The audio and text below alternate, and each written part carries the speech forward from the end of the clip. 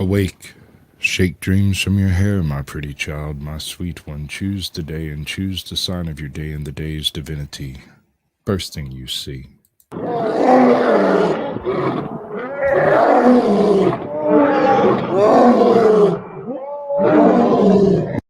don't ever slow up, no I don't take shit. I got no love for the fakeness. If you wanna play tough and wanna hate this, I'll always show up.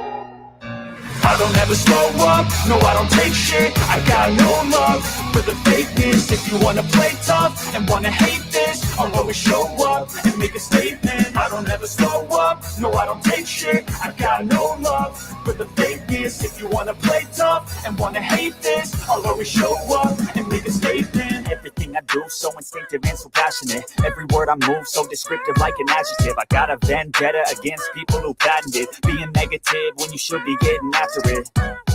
I got facts over tracks, this and that, spitting slow, spitting fast. I could roast, I could gas, think I'm okay at last, but I don't know if that can erase all the past. And the pettiness, a reflection of the emptiness. Hilarious, you think you're worth my time, you're delirious. Mysterious, because you hide behind a fake exterior. Inferior, you know I'll always be a bit superior. Get off of me, this ain't no humble brag. I want you to hear words, you can say them back. I want you to feel free from the chains that last, and to believe in what you got, it was built to last, yeah.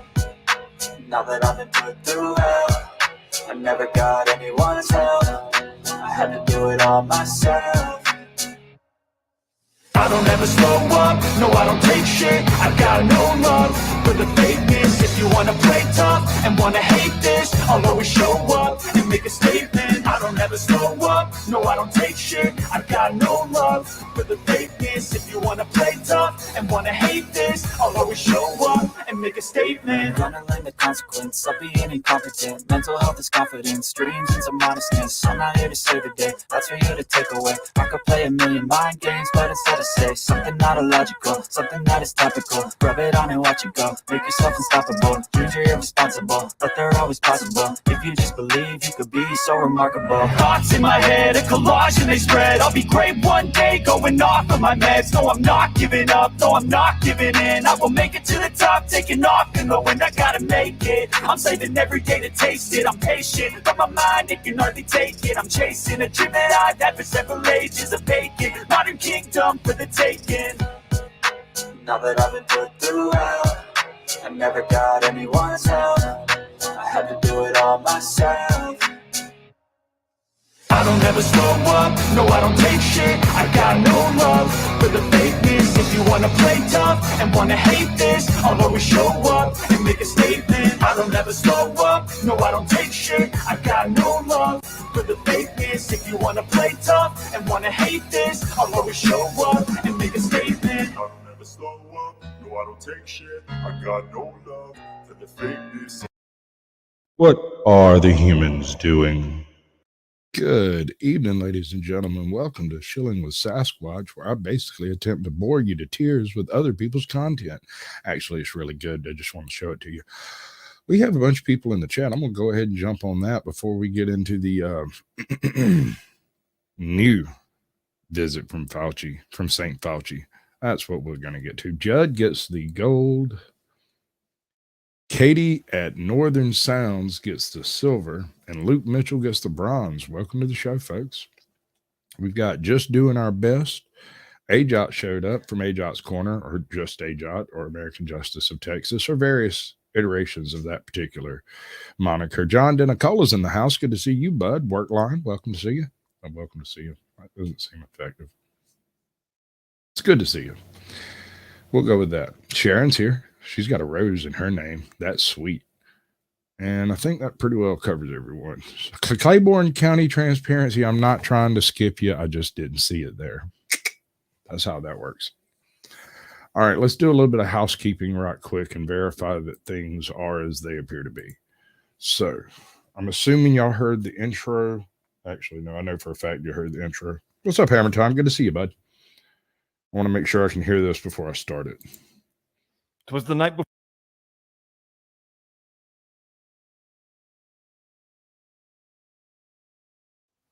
It was the night before Christmas. Okay, cool. Fantastic. Get the echo out of my ear. Get the audiobook out of my other ear. Yeah, we're good. All right. So, Captain Curmudgeon has gone over the deep end attempting to better himself from the last iteration of this. So, I don't know if y'all remember that one, but this was pretty good, if different. 'Twas the night before Christmas at the NIAID. Not a lab coat was stirring. There was no one to see. The stockings were hung, but morale it was down. For Anthony Fauci was soon leaving town. But for now, Tony nestled all snug in his bed, while visions of CNN danced in his head. And Mrs. Fauci in her kerchief with Tony beside, she tried to seduce him, but the moment soon died. When out in their yard arose such a loud noise, like the sound drag queens make when they see little boys. Tony jumped up from bed, and with fear he was gripped. There's a noise in my yard, and my mask nearly slipped. So as the moon shone brightly down on the snow, Tony put on his glasses and looked out the window. When what to his squinty old eyes should appear but a driverless sleigh and 8 Chinese reindeer. Since I don't see a driver, Tony thought to himself, I'd like to take over, but I'm small, like an elf. My legs are so short and the reins are so long that if I try to drive, things could go quite wrong. But the beasts, they were with him. They gave him support, and Chinese reindeer driving became his favorite sport. Now Shang-Chi, now Bruce Lee, on Chang and on Chen, on Wai Lu and Sun Tzu, back to Wuhan again. We must go once more to that same institute that I helped China build. Now wasn't that cute? Now the reindeer were Chinese and communist too, but they all said to Fauci, that's messed up of you. The lab and the virus gain-of-function research.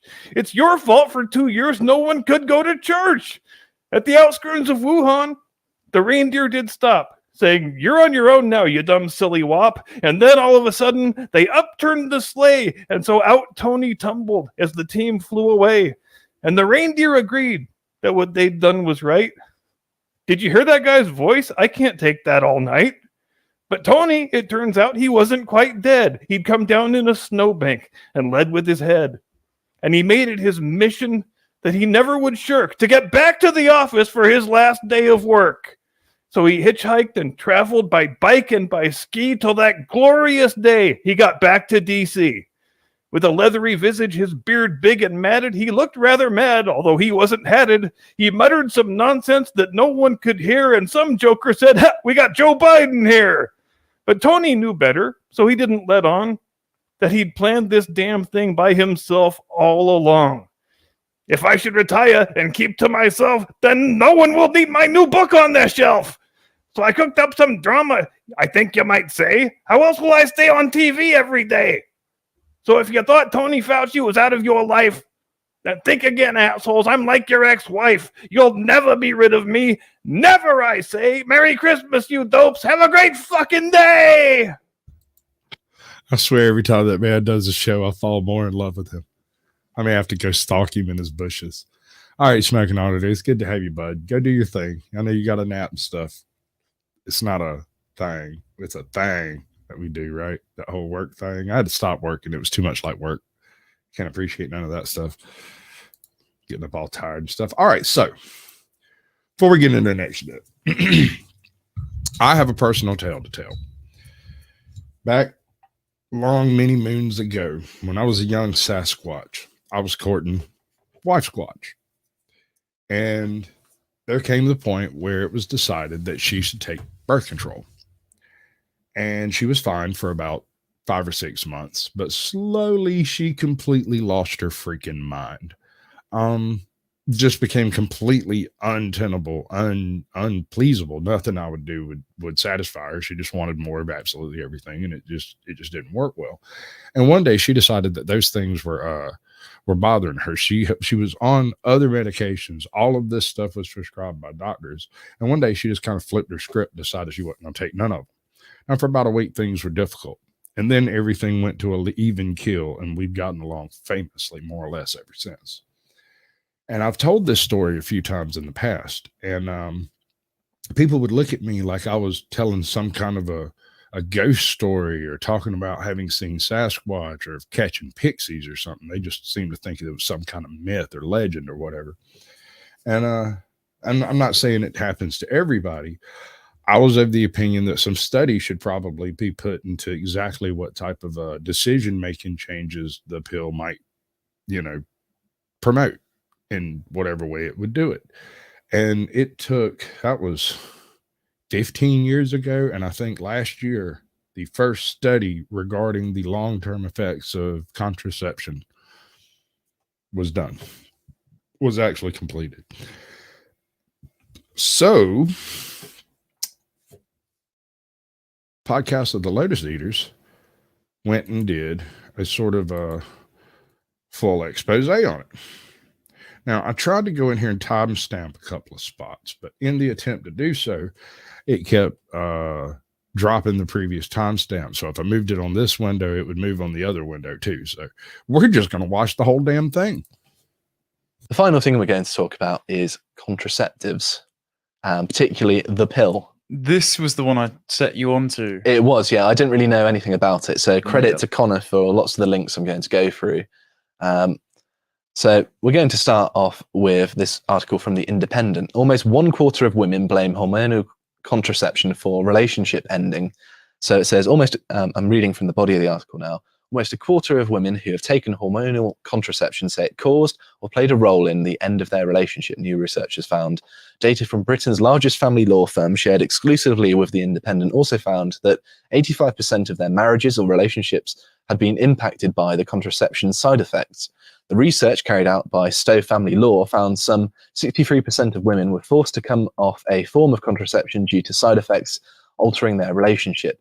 Almost 9 in 10 women who had used hormonal contraception said it had affected their mental or physical health, and researchers who polled 506 women aged between 18 and 60 found just over 7 in 10 of those who had taken hormonal contraception said they suffered mood swings, whilst almost half had experienced depression. Around 3 in 10 said they had grappled with anxiety. So this is very significant in terms of numbers if this polling is to be believed. Obviously, it's polling, so it's not to be held at the same level as a peer-reviewed journal, but...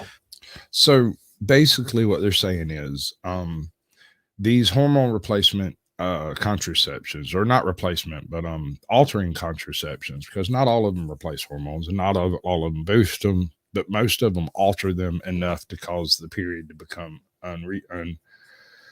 unreliable, if nothing else. And the issue, at least in my experience, the issue that came up was a certain type of flighty decision making that would cause an individual to make a decision off the cuff and then ironclad stand behind it, even though you could show them perfect evidence that this decision was erroneous.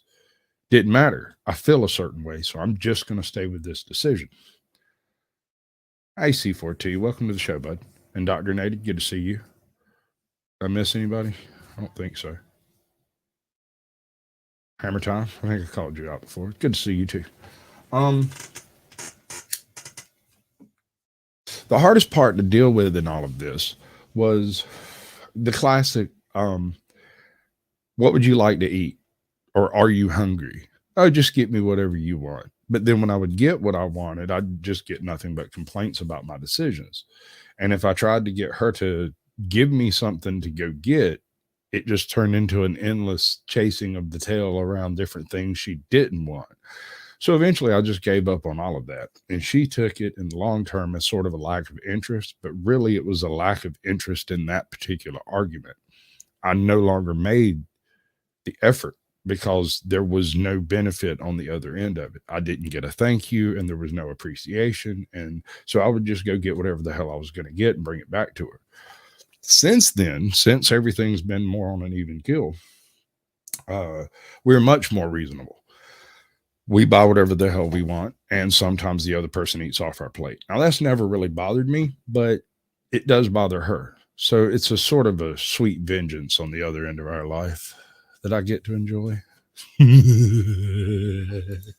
Part of this What's is up, Michael? because Good to see you, in bud. the ovulation cycle, which the pill interrupts, at the period of peak estrogen, women are far more attracted to men. Just typically, they're more interested in sex. Their libido goes up.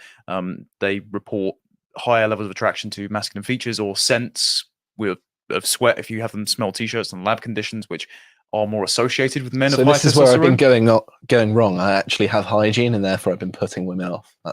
Yeah, That's what don't I'm walk taking into out your of office this. with your stinky pits with the heating on, Josh. You will not be wanted in a desk near me, I can tell you that. But the pill elevates levels of progesterone, so that puts them in a diminished estrogen state, so it delays the release of an egg, and women can report feeling really lethargic or with low libido. But that can also alter their mate preferences and make them averse to testosterone, and that can cause communication issues, or even if they pick their partners while they're on contraception, it can. What's funny about them going over this study is I could have sat down with any 10 men that have been with a woman who was on these types of contraception, and we could have come to the conclusions the study came to over a 6-pack in an afternoon, and it wouldn't have even been too terribly difficult. I mean, maybe an hour or two of conversating, we could have checked all the boxes this study covers. Mean that they're not as attracted to their partners that they've chosen when going off the contraception, because it can change your taste profile almost entirely. It's very scary, isn't it? Not for me, mate. I've locked my missus down. I'm all right. But for all the other fellas out there, and also for women who just want to pick the right man genuinely for them, their hormones, emotions, and interests may be being artificially messed with. And we're now mass medicating women for the last 50 odd years, starting from their teenage years through to menopause. Absolutely. On the subject of mass medication, my wife has a theory, and I'm not sure where she got it, but it's a pretty good one. I'm kind of liking it. It explains all the participation trophies real quick. She believes, or has taken the opinion, that Advil and Tylenol and aspirin in children can cause ADD and autism. Now, I'm not saying that's true. I'm saying that she seems to see in the data of the modern people that she knows an obvious correlation between over medication and self-centered destructive disorders, things that are all about me, the narcissistic tendencies, the YouTubery and everything. And coming from a guy who's just a talking head on YouTube, I can't say I necessarily disagree, but I don't know if it takes into account all the doorknob lickers and windowsill lickers and stuff. There was a bunch of folks out there eating glue, as I remember it. I don't know what that does to a person long term. Absolutely. Moving on to another independent article, severe mental health side effects of contraceptive pill revealed in new BBC documentary. And it reads, the contraceptive pill, I've said it so many times, I can't say it now, has been sparking controversy since it became available in the UK in 1961. Despite research linking it to everything from breast cancer and blood clots to low libido and weight gain, it remains the most popular form of contraception for women today and is taken by more than 100 million women worldwide. But countless studies have identified strong links between taking the pill and poor mental health, and the new BBC Two documentary sheds light on the severity of the problem, revealing how it's left some women suffering from depression and experiencing suicidal thoughts. Yeah, so as well, it's worth clarifying that there are multiple types of pills. There was one event, and it was really the one that broke that straw that broke the camel's back. If I remember right, there was a baby bird that fell out of a nest on the front porch, and we didn't know where the nest was. And wife Squatch saw the baby bird, realized it was going to die, and became emotional. 15 minutes later, because, I have this tendency of when I get nervous, I start getting all funny and telling jokes and stuff. The straw that stroked the camel's sack. Oh, yes, sir. That's exactly what it was. She ends up sitting under a blanket on her daybed, crying and laughing so hard that it was obvious mania going on. Hey, Samuel, welcome to the show. Supercalifragilistic. And you make me say that every time. And after the whole thing wound down pretty good and she got her breath and we were able to talk about it, she decided that she had to either quit some of the prescribed drugs that had come from her psychologist or the birth control or something, because up to this point she had been more or less on an even keel, and the birth control was the only thing that had changed. And it convinced both of us that that stuff has a major psychological effect that is just completely unreported on in media or in studies. And it kind of tickles my pickle that somebody actually got this stuff out there. Pill, but I believe the combined is the most prominent, so that's the one they're referring to here. Okay. And moving on to The Guardian, the pill affects women's satisfaction with their relationships, research finds. So yes, it could affect how women judge facial attractiveness, leaving them less satisfied with a partner, which was what you were alluding to. Yes, and that also has a knock-on effect to the sort of contemporary dating crisis, because you see a lot of these articles where women say, I'm out-earning a man and I'm reaching the upper echelons of achievement, and there's not as many men in this. You can see this with the OkCupid data as well, that says that 80% of women are going for 20% of the highest status men. So not only is there a perverse incentive with digital distribution, making it you have a lower barrier to entry and investment in trying to... Welcome to the show, Oh Wolfie. I said that wrong. Let me do it right. Oh, Wolfie. meet someone and talk to them, but also you can drop it at any time without any consequences. There's also the material factors are exacerbated by the amount of women going to higher education and into work. And that has been facilitated by the contraceptive pill because there's less of a risk of dropping out. And so you combine the social factors of I'm earning more, I can pick out the best man for me digitally, and I've spent more time in education, with the factors of I am more attracted to more feminine looking men and react more aversely to deeper voices, smells of testosterone, sharper jaw Which might explain some of the hate I've been getting. lines while I'm on the pill, then women may be choosing men who they would not be as happy with were they not on the pill. And over time, who are not competing as much with them in terms of verbally, or they're not as sexually attracted to them. And you wonder why the rates of divorce are basically 50-50. This may be an influential factor. I'll volunteer for that duty. That's okay. I don't mind. I'm good with it, bro. I'm okay with that. Like we said, not just looking at social factors, which a lot of we do in our segments and we did on our dating advice podcast and things like that, but this may be the inverse of where the environmental factors are being solely looked at and a medical factor may not even be being taken into account that's influencing the baby and relationship. Yeah, but once you fill the hole with the yam root, doesn't that sort of eliminate the sexual activity? Is that how it works? Because I mean, I've seen a yam root. They're pretty stout. I could see that. Deficit we have today. And something quick, I agree with pretty much all of what you said there, but one thing that I do have a bit of a gripe with is that 80-20 Pareto distribution in the dating app thing, because there's no indication that their behavior in the dating app necessarily translates to everyday life. And you imagine that someone's approach to using a dating app will be different to how they approach everyday life. And therefore, I quite often feel like it's used. I kind of think my way might work better. It might be more effective. Probably smell better too. To explain everyday behavior, even though sometimes it might not be appropriate. I'm not saying that you were doing that, but just as like a cautionary tale. But I think that more likely is that women prefer the top 20% of men. What is it? The 80% of women prefer the top 20% of. Pretty sure that one there is because it smells so bad nobody will come near you. You ever smelled those things after you cut them down? You bush hog a whole field of them, it'll just about make you high. I don't know what's in them, but you will be coughing up stuff for days later, tasting just like those stalks. Kind of smells like a carrot, but there's definitely something else in there. Men, but sometimes you don't always get what you want. But Sure, to paraphrase the Rolling Stones, sometimes you get what you need.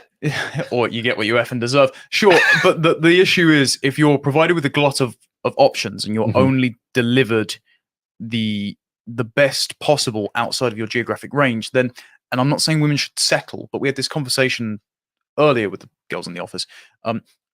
If you don't know what you don't have, then you pick from the pool of available options. When you have it's a global easier to be scope, content. Yeah, exactly. Yeah, you're not got a grass is greener mentality constantly detracting from you actually picking someone, sticking with it, growing together, and working through your problems. You're paralyzed by analysis. When the potential is the whole world, it's not surprising that people are dissatisfied, right? Yes. Yes. So moving on to something that you did mention earlier, but I'm just going to read a little bit from this. It's talking about the smell factor that you were talking about. So it says, while several factors can send women swooning, including big brains and brawn. Well, I knew you would react in some way like that. Body odor can be critical in the I'm sure it's just that they like international men with your Roman eyes and Russian fingers.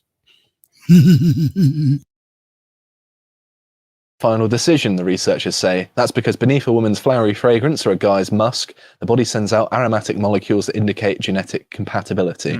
So that's the root cause of that smell thing that you're talking about. But I'm not going to read as much of that because we pretty much covered that already. Well, I was going to say the evolutionary reason behind this was originally so that you don't cross-contaminate within your own bloodline. So it was to prevent against incest. Let's not start crossing wires here, shall we? Just going to warn against medical interventions. Yeah, so the pill encourages you to be incest is basically science. Let's move on. That is weird. Just saying. Did not see that's that the one implication coming. of that. I just said it explicitly. Horrific enough down the road, I suppose. The sexual revolution creates man-made horrors beyond our comprehension. So moving on to the next one, which is from the BMJ, the medical journal, the pill and women's sexuality. And it says here, one placebo-controlled comparison of combined oral contraceptives and progestogen only. All right. Barring the fact that these gentlemen don't seem to be able to, attack the English language effectively, and their English, which is probably a little embarrassing. I can understand the problems they're having with the words progesterone, progesterone, contraception, and various other $10 words. When it comes down to it, what it means is it changes you on a chemical and fundamental level. And that means it changes your view of relationships, your view of smells, your view of food, your view of pets, your view of your the basis by which you establish your entire life. So if you're wandering around in the early days of your life taking these progesterone blockers and increasers and what, it's fixing to kick me off the internet. This is fixing to happen. Okay, well, I'm going to play it until it kicks me out. Only. Oral contraceptives done in Scotland and the Philippines found negative effects of the combined pill on sexual interest in the Scottish women, about half of whom reported reduced sexual interest. So actually the pill is doing us all a service then. So in the Philippines, levels of sexual interest were not significantly reduced, possibly because the women had much. The last video we have tonight is a expose on the dangerous exploding office chair phenomenon that has been going on for about the last year and a half. And there's a channel that did an extremely excellent deep dive into it. They explain what the problem was, how the problem was discovered, where the problem exists, and whether or not you have an issue. We'll cover it all.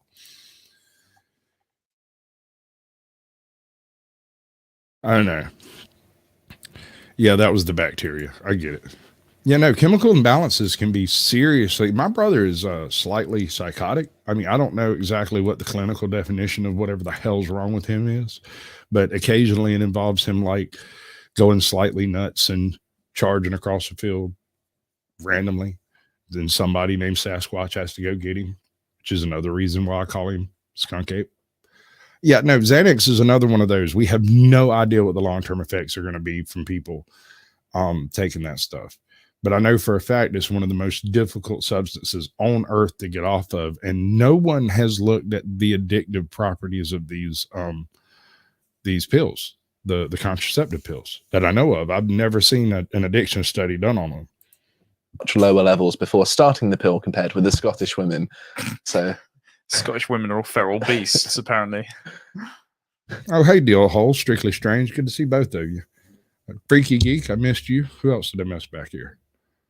Samuel the Infamous, just doing our best, unindoctrinated, Claiborne County. Oh, woofy. Oh, woofy.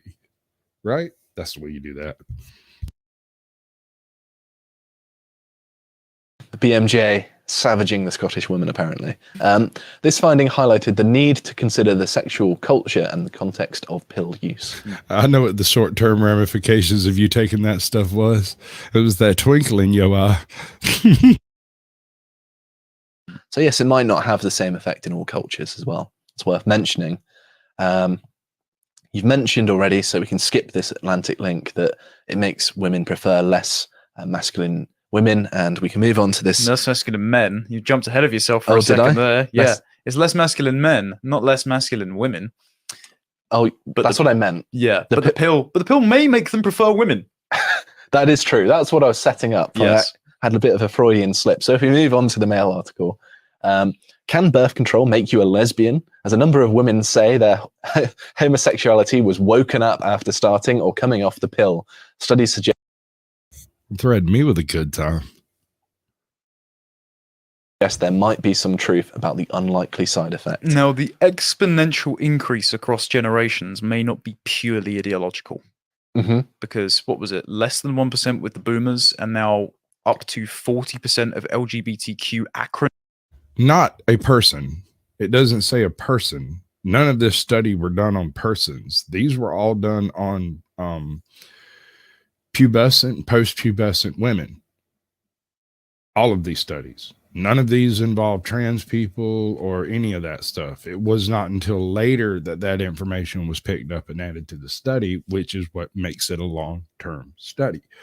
So whether or not it makes an individual gay, no, we can't say that. What we can say, though, is that those who took high levels of these chemicals in their early developmental brain development period were more likely to exhibit homosexual tendencies later in life. Now, you're going to have to explain will to me if you want me to believe it's a choice, because these people are just this way. I've met one of them that is just this way, and there's no arguing with it. Once you see it in the face of it, you can't fight against that concept. But there does seem to be an interesting analogous line there. Acronym identification in Gen Z, and I know you hate the breakdown generation labels, Well, but yeah, it doesn't make sense, but okay. there's nothing else really we can use other than the age brackets The at youth. this point. Yes, It's post far more 2000s. dismissive. Sure. So perhaps widespread medical interventions combined with ideology may be creating this exponential increase. It's speculative, but there are individual testimonies to it. And in the case of detransitioners, for example, that's all we have to go on at the moment. So Weird to think that there's some sort of lesbian epidemic going on. This is far better than COVID, to be fair. I'm not arguing with you, man. My personal opinion is like, whatever blows your skirt up, man. I don't care if you're a man, woman. I don't care. Whatever floats your boat, whatever tickles your pickle, if you still got it, however it goes. I don't care, man. So I believe you had some stuff to talk about yourself. yeah, well, I just wanted to build on this slightly and say that it may even be affecting men. Okay. So I found something from Insider. Birth control pills may be adding 10 million doses of hormones to wastewater every day, and some of that may wind up in taps. So what they're saying is they're turning the fucking frogs gay. So we may be drinking the runoff of birth control contaminated urine from the 100 million women that are on the combined pill. I'm not sure I can say this, but it really is going into the water and making men less masculine. Well, I didn't want to use the actual it quote may be because making- YouTube will flag it if it goes out on YouTube, this clip. it may be making the freaking women gay, That's true. Well, it seems to be. according to testimonies. Okay. But what does that say about the frogs? I mean, if we have empirical evidence that it's turning full-blown mammals, like complex forms of life, or maybe we don't. I don't know. Jerry's still out on this tidbit. I'm still tangling with it in the back of my head, and maybe even the back of my van. And budding research, and Dr. Sarah Hill was actually quoted in that prior Mail article, and she'd just recently been reviewed by a friend of the show, Chris Williamson, and she's encouraging people to do some investigations into this, because she said as well, the likes of Jonathan Haidt in Coddling of the American Mind, investigated the exponential increase of women's mental health issues and chalked it down to social media. They certainly do. They absolutely switch sexes under right conditions. Those right conditions are typically not met in the modern swamp, although androgynous and hermaphroditic frogs are found at 0.02% greater rate than they were 5 years ago, and straight up mutated frogs are at a full 1% greater population. Now, I don't know if that goes along with the increase in frog populations we've had or what, but whatever, man. They didn't look at the combined pill as an influential factor because it's actually quite hard to do controlled studies where women have never been exposed to contraceptives now. So that's another avenue to look at and go down. But in this, I'm just going to read from the article. In the United States, 15 million women regularly take birth control pills, typically relying on a synthetic form of estrogen known as EE2. Since it's an endocrine disruptor, EE2 can interfere with reproductive hormones and development if consumed in excess or by vulnerable individuals like infants. According to Siegel, birth control pills add more than 10 million doses of synthetic estrogen to America's wastewater every day. The estimate is based on the number of women who take oral contraceptives in the US and assumes those women take the pill 21 days of the month, so take it properly, and excrete around 90% of the dose into wastewater because there's far more than you need in each pill. And sometimes some women just take it continuously throughout the month and don't give themselves a break. So even if we're doing the conservative estimate of everyone using it properly, that's a hell of a lot. A 2010 study determined that birth control pills account for less than 1% of the total amount of estrogen found in US drinking water. But since local water systems don't test for EE2, the study's authors noted, it's hard to say how much of the hormone is in our water in totality.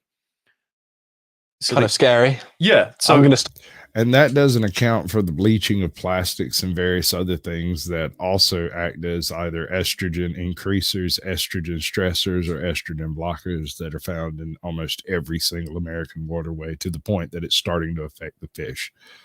stop drinking tap water from now on because I pretty much drink it exclusively. I have bottled sparkling, so I'm just more of a man than you, I guess, fancy. Josh. You man with your sparkling water, are you? Tastes like cigarette butts. It's lovely. So the next one. Just because they're eating poutine and apologize doesn't make them unhuman. We've had a similar problem in the UK. So 10 years ago, they spent 30 billion on purifying water after they found the contraceptive pill was toxifying it. So EE2, again, was found to have triggered a condition known as intersex in freshwater fish. The Jurassic Park effect, which has caused significant drops in populations of many species, although no links have yet been made with human health. They're making the fish gay. Yep, Not that just too. the frogs. More than 2.5 million women take birth control in the UK. Their EE2 Well, consider this. This is a chemical compound, not a living, breathing thing. You can't kill it by boiling it. I don't think boiling it would have any effect on the chemical compound in question. E2 is, I think, stable under boiled conditions. I mean, it's stable in an environment that is living and actively devouring things that are food-based. So it's probably stable when boiled.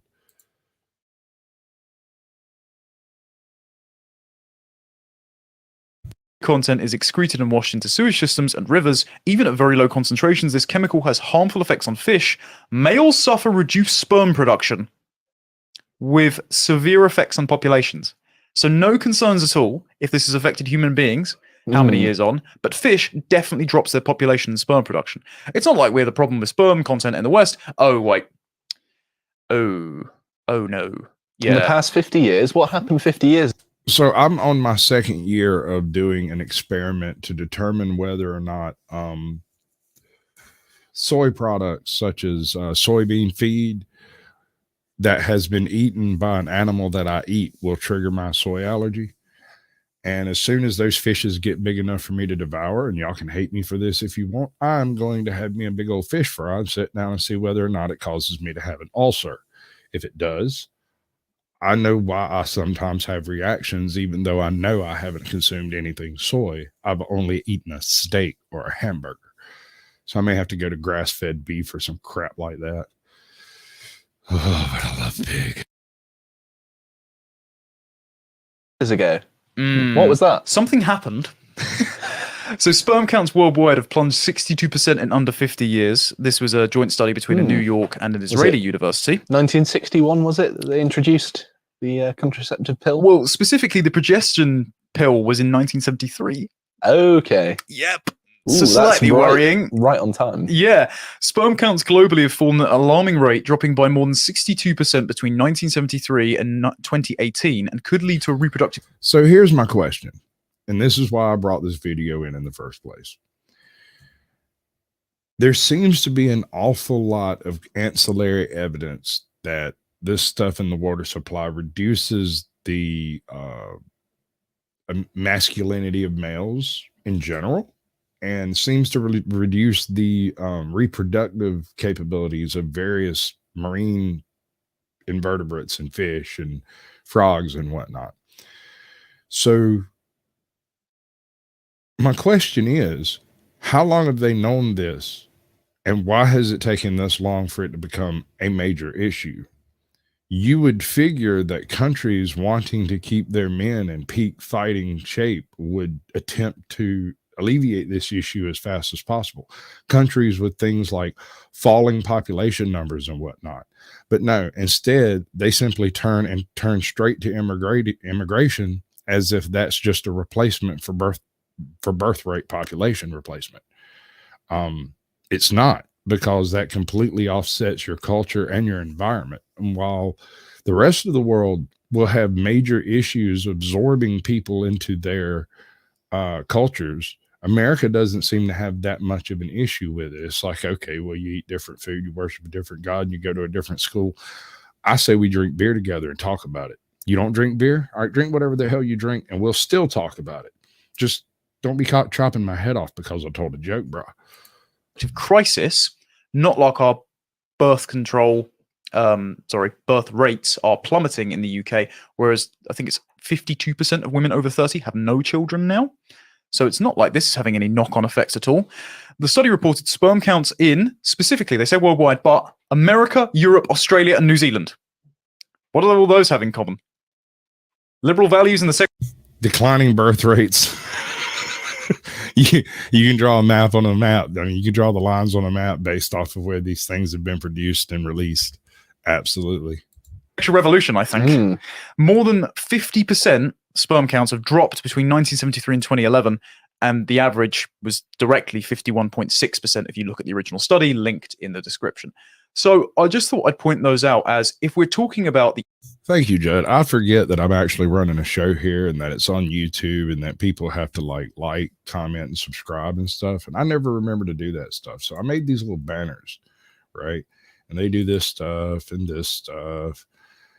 And you got to smash that like button like a side chick, you know. And Sasquatch Shield, so you don't have to. So get subscribed. You got to be subscribed.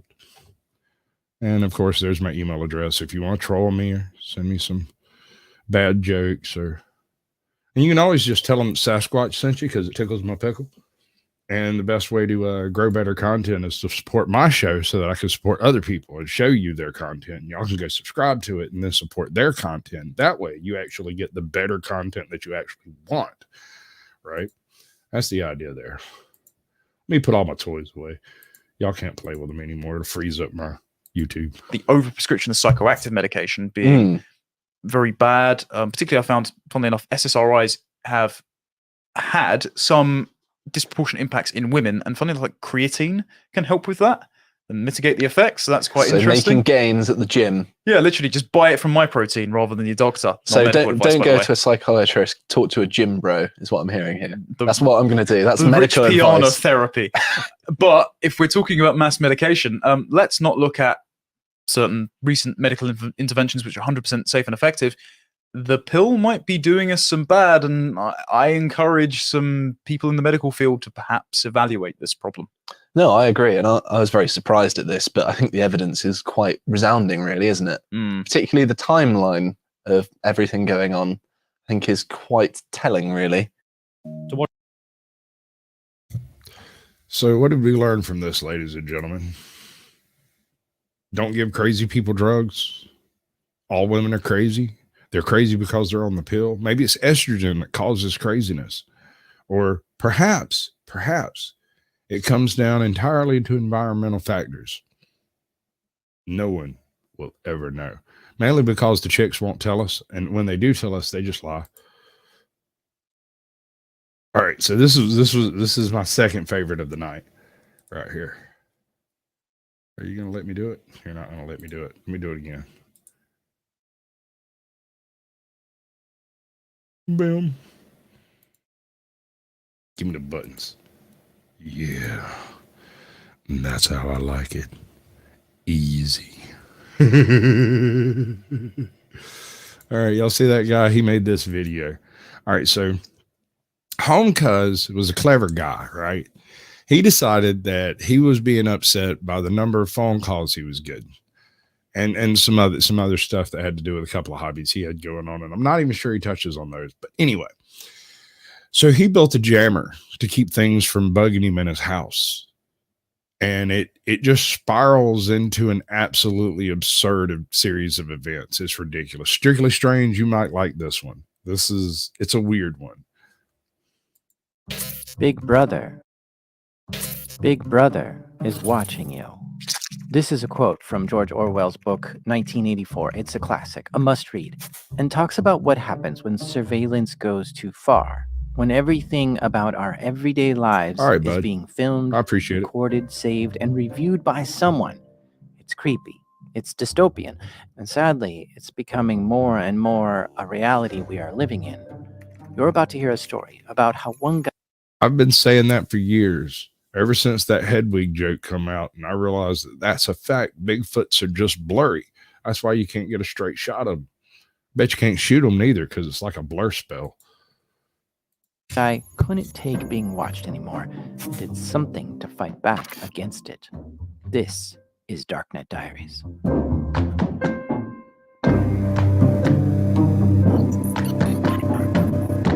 I love August this guy's 2012, work. New Jersey. A guy named Gary Bojzak was working for the construction and engineering firm Tilcon. Tilcon supplies crushed stone to construct...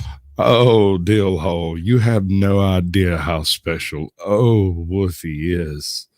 No idea how special. He has that certain twinkle in his eye. Oh, it'll lead you right down the garden path, baby. Oh, good stuff. Construction sites. Like, for instance, they were the ones who paved the George Washington Bridge in New York when it needed to be repaved. To do work like this, they have a lot of company-owned vehicles. And you can imagine trucks delivering loads of crushed stone, asphalt, gravel, and all kinds of other work trucks. Gary got to drive one of the company trucks. He was an engineer and went on site to examine the projects he was working on. He was assigned a red Ford F-150. Gary worked in the Newark, New Jersey area and would drive the truck around town to do work-related stuff. And at the time, he was working on a job site near the Newark Liberty Hey, International JP, welcome to Airport, the show, which is a bud. very busy airport. Well, since Tilcon owned dozens of vehicles, they needed a way to keep track of them all. So they implemented a GPS-based tracking system on their vehicles. This way, dispatchers and bosses can know exactly where the trucks are and keep track of where everything is. Well, Gary knew that his boss kept tabs on the whereabouts of the company truck through some GPS-based tracking system installed on the vehicle. And Gary... If I remember right, my mama told you was special too, but she meant it in a very different way, son. didn't like this. Something about being tracked bugged him. I don't know what exactly. Maybe his boss was on his case for taking too long of a lunch break, or maybe he was just trying to hide his tracks of where he was taking the truck, or maybe he was just sick and tired of being tracked all the time and felt like it was a violation of his privacy. No, when I say he didn't like being tracked, he really didn't like it. Gary started thinking up ways he could shake this pesky surveillance and make his truck untrackable. He might have asked if there's any other truck that didn't have this feature so he could use that instead. Or he might have looked around the truck to find where the tracker is to see if he could somehow disable it without it looking like he tampered with it. I don't know all the scenarios he considered, but he eventually decided to get a signal jammer, a little device that he bought for under $100 that you can plug into the cigarette lighter of a truck, which could intercept and shield any GPS signals in and around the truck. This way, the truck wouldn't be trackable via GPS when the jammer is on. And also, the GPS tracker isn't touched and maybe just looks like it went on the fritz, like he went through a tunnel or something. He thought it was perfect and bought it and plugged it into the cigarette lighter of the truck. And right away, the signal jammer turned on, but was it working? It's hard to know exactly if it was actually jamming his signal. Absolutely, brother. Maybe You it have a good was. evening. I'm not sure if he had a way to test out this jammer or not, but he knew the best way to test this was just to leave it on and see what happens. So he left it plugged in and on and drove around doing his daily duties. Well, this little jammer was working, and his company had no idea where he was. This was a success. That same day, on August 3rd, 2012, the Federal Aviation Administration, the FAA, reported there was interference with the Newark Airport's ground-based augmentation system, or GBAS. For context, over the past few years, Newark had been testing a new system called SmartPath, a GPS satellite navigation system developed by Honeywell that was supposed to help pilots and airlines move more people and move them more safely. SmartPath operated within a certain radio frequency band that was restricted for public use. But on this particular Friday, the SmartPath signals were all screwed up. Something was jamming them and blocking them in and around the Newark Liberty International Airport. The airport contacted the FAA, which was scrambling. Let me get this straight. So if Homeboy had lived in Kansas, right, or Indiana or freaking Wyoming or something, no one would have ever found out that he had built a home super jammer. It would have just been one of those things where occasionally an airplane would catch a glitch while it was flying over flyover country and nobody would ever think nothing else about it. Could have been riding around with it for 10 years. Nobody would have known. Didn't think they let you on a bus there, Wolfie. Thought you had to walk. To figure out what was going on with SmartPath's radio frequencies. Well, as you may have guessed, it was Gary's not so clever cigarette lighter GPS jammer that was interrupting Newark Airport's communications. When he passed by the Newark Airport to do some work, the signals from his jammer obstructed the instruments used by air traffic controllers. Apparently, he must have been pretty close to the SmartPath system at the airport, or his jammer was just really powerful. Whatever the case, Gary had effectively taken the Newark Airport air traffic control system offline. The FAA alerted the FCC. See, the FCC is who regulates and polices who can use what radio frequencies in the US. The one Gary was shielding and jamming was not a frequency he was authorized to use. See, some frequencies are reserved, such as for police or firefighters. Those are certain frequencies that only emergency responders can broadcast on. Even if you had a radio that could broadcast on those channels, you wouldn't be legally allowed to do it. And in this case, Gary wasn't legally allowed to disrupt whatever frequency the airport's SmartPath system was using. So he was directly violating FCC regulations. So the FCC jumped into action to try to figure out what was going on. I mean, the Newark Airport was on the fritz. This was a BFD. So this problem landed on the desk of an FCC agent who was in New York City. Soon as he saw this, he jumped in the car and started driving to the Newark Airport, about 40 minutes away. On his way, he fired up his handheld direction-finding device. This would tell him where the offending signals were coming from, and to help him That's a good pinpoint the point. source. I hadn't thought about that. Now, the drive from New York City to Newark Airport is about 40 minutes, and the communications were down for that whole time. So my theory is that Gary must have had his truck parked somewhere near the airport and wasn't just casually driving by. The agent arrived at the airport and got out his handheld frequency analyzer and was looking to see where the jamming signals were coming from. And this led him directly to a red F1. Mi casa es su casa, bro. You know that. I got a couch just for you. Actually, I got a spare room now. I had to kick out the moron. You know, somebody kicks in your door while you're not home. They got to go. 150 pickup truck, Gary's company truck. The agent went up to the truck and asked Gary what his name is and if this is his truck. Gary identified himself and said it was his company truck. The agent asked Gary if he's using any kind of radio frequency jammer.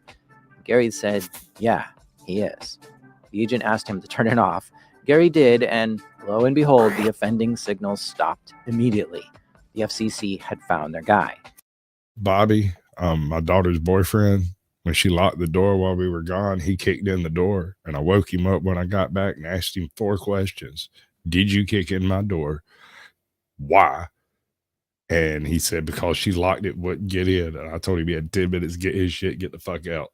If she can't lock the door and be safe in my home, then she's not safe in my home. If you hear, that's my daughter. She will be safe in my home. You can't be here, because when she leaves your punk ass, she needs somewhere to go, and she will be welcome here because she hasn't broken any of my shit that I'm not willing to replace. Gary was cooperative with the FCC agent. He told him where he bought the jammer and even gave it to the agent. But when Gary's boss found out about this, he fired Gary. Not only was he tampering with the tracking system of a company vehicle. You know, that's Will's brother, right? And I find it hard to believe that he's that dumb, because Will wasn't that dumb. Neither was Tristan, although he's a bit of a moron. I'd like to get my hands on that motherfucker.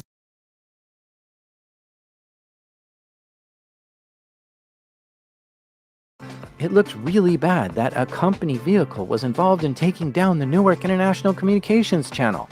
On top of being fired, the FCC charged Gary with a federal crime. Waters. They initially wanted to give him a fine of $42,500, but because he was cooperative, they lowered the fine to $30,000. Unnecessary, man. Nothing comes out of the Medlock hole. $2,000. So what's the lesson from all this? Well, it's surprising to me that such a cheap, off-the-shelf device can be so effective at disrupting airport communications. I mean, this was just an accident, but imagine if someone with malicious intent was behind it. Maybe someone who was mad at the airport and wanted to cause havoc. The US has adversaries all over. If another nation wanted to sabotage key airports in the US, surely they could bring even more powerful equipment to cause even more damage. I don't know, but what's clear is our systems we rely on are not always as robust as we think, and can sometimes be taken down with a simple and cheap device. Thank you for listening, and before you go, I want to thank you for subscribing to the channel. It just crossed the 100,000 subscriber mark, which is a huge goal I've been trying to hit for a long time. I think we all are, bud. I'm proud of you, honestly. All right, so let's see if I can find the right one. Yep, we have a bonus clip today, if I can get it to do right. Oh, no, that's the wrong way to do that. I need to do it the other way. Like this. Skadoosh. Can you see his feet? All right. Can y'all see this guy? I mean, tell me he doesn't look like Wendigoon. Hold on.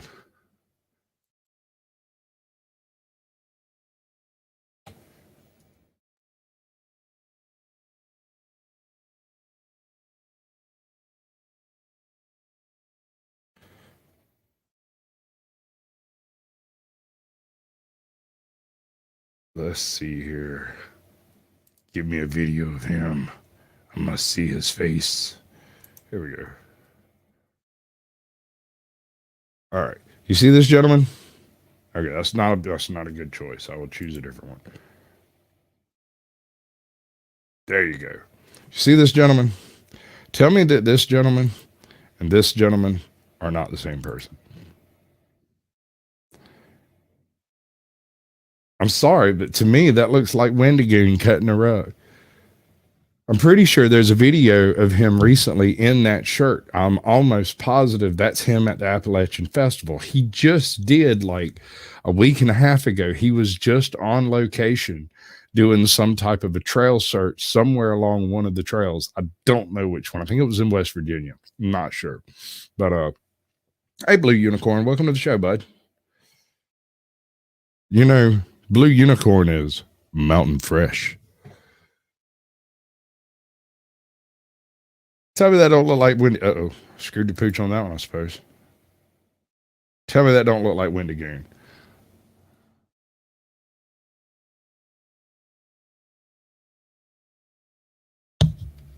Coincidence? I think not. Why'd you cut that road, though? My man breaking one off, let me tell you. We're going to get rid of that. We shouldn't embarrass a man that way. We're going to get rid of that, too. Get back to the one we were on, which is... All right, are you aware that one of the actresses from the Rings of Power has basically disappeared into non-existence, right? Apparently, she wiped part of her electronic history and dipped out completely, and she hasn't uploaded, updated, or anything in like at least a few weeks, if not a month or more.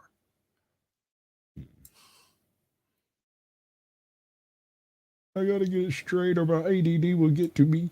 I don't like it when it's wrong. Oh, it bothers me.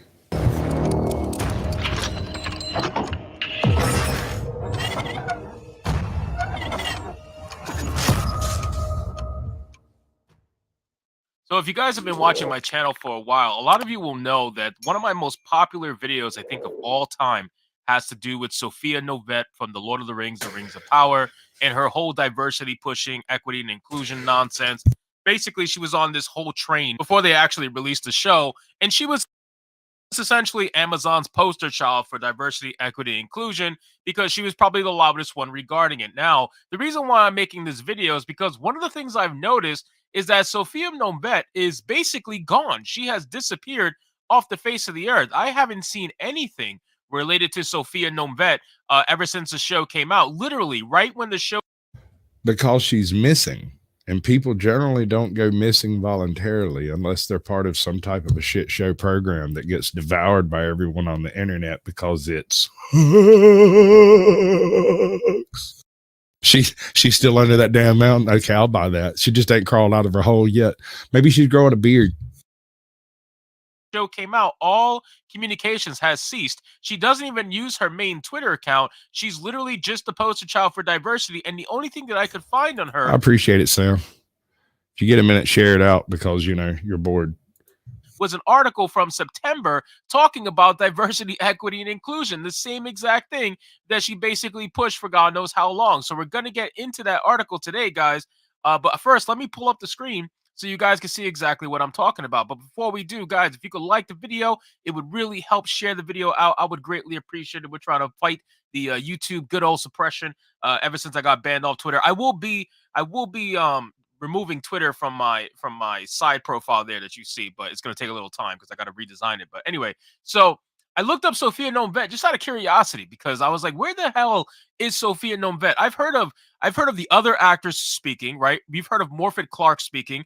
We heard of Adar after Adar left the show. So it's like, where the hell is the poster child for diversity, equity, and inclusion? Where the hell is the I'm empowering women because I'm the first ever female dwarf? She's like the Black Jennifer Lawrence who wanted to be the first at everything. So where the hell is Sophia Novette? And then I ended up checking out her Twitter profile because I can still use Twitter to read, right? I can't post or anything. So when I clicked it, this is essentially what pops up. And when I look, I didn't even realize she had this little followers. I had half of the amount of followers that Sophia Novette had. I'm assuming this is the main account. I don't know. It says the official one, but I'm assuming it's the main account. And her last post was from 2017. Like she hasn't actually even used her Twitter account to do anything. It's very That's strange. brilliant. So then I looked further past. That is the best news I've heard from an actress in years. The fact that she had Twitter but made no use of it. That I might hire her just on that basis alone, just from knowing that. I look further past that. I'm like, there's got to be an article about something.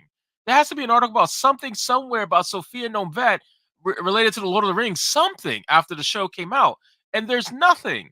There's literally no, I can't find anything on Sophia Novette. So the only thing that I could find on her was this article from September 21st of 2022. And it's from Shondaland, which I don't even know what the hell that is. Shondaland.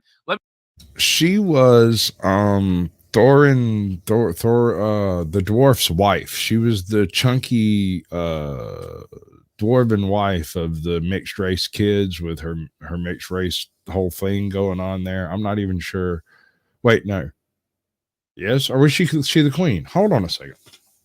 We'll figure this out. I got the answers.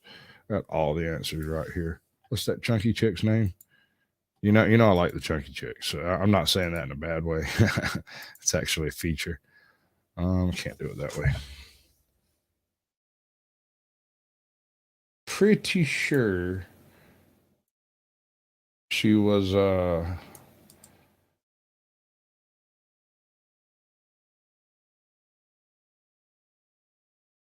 The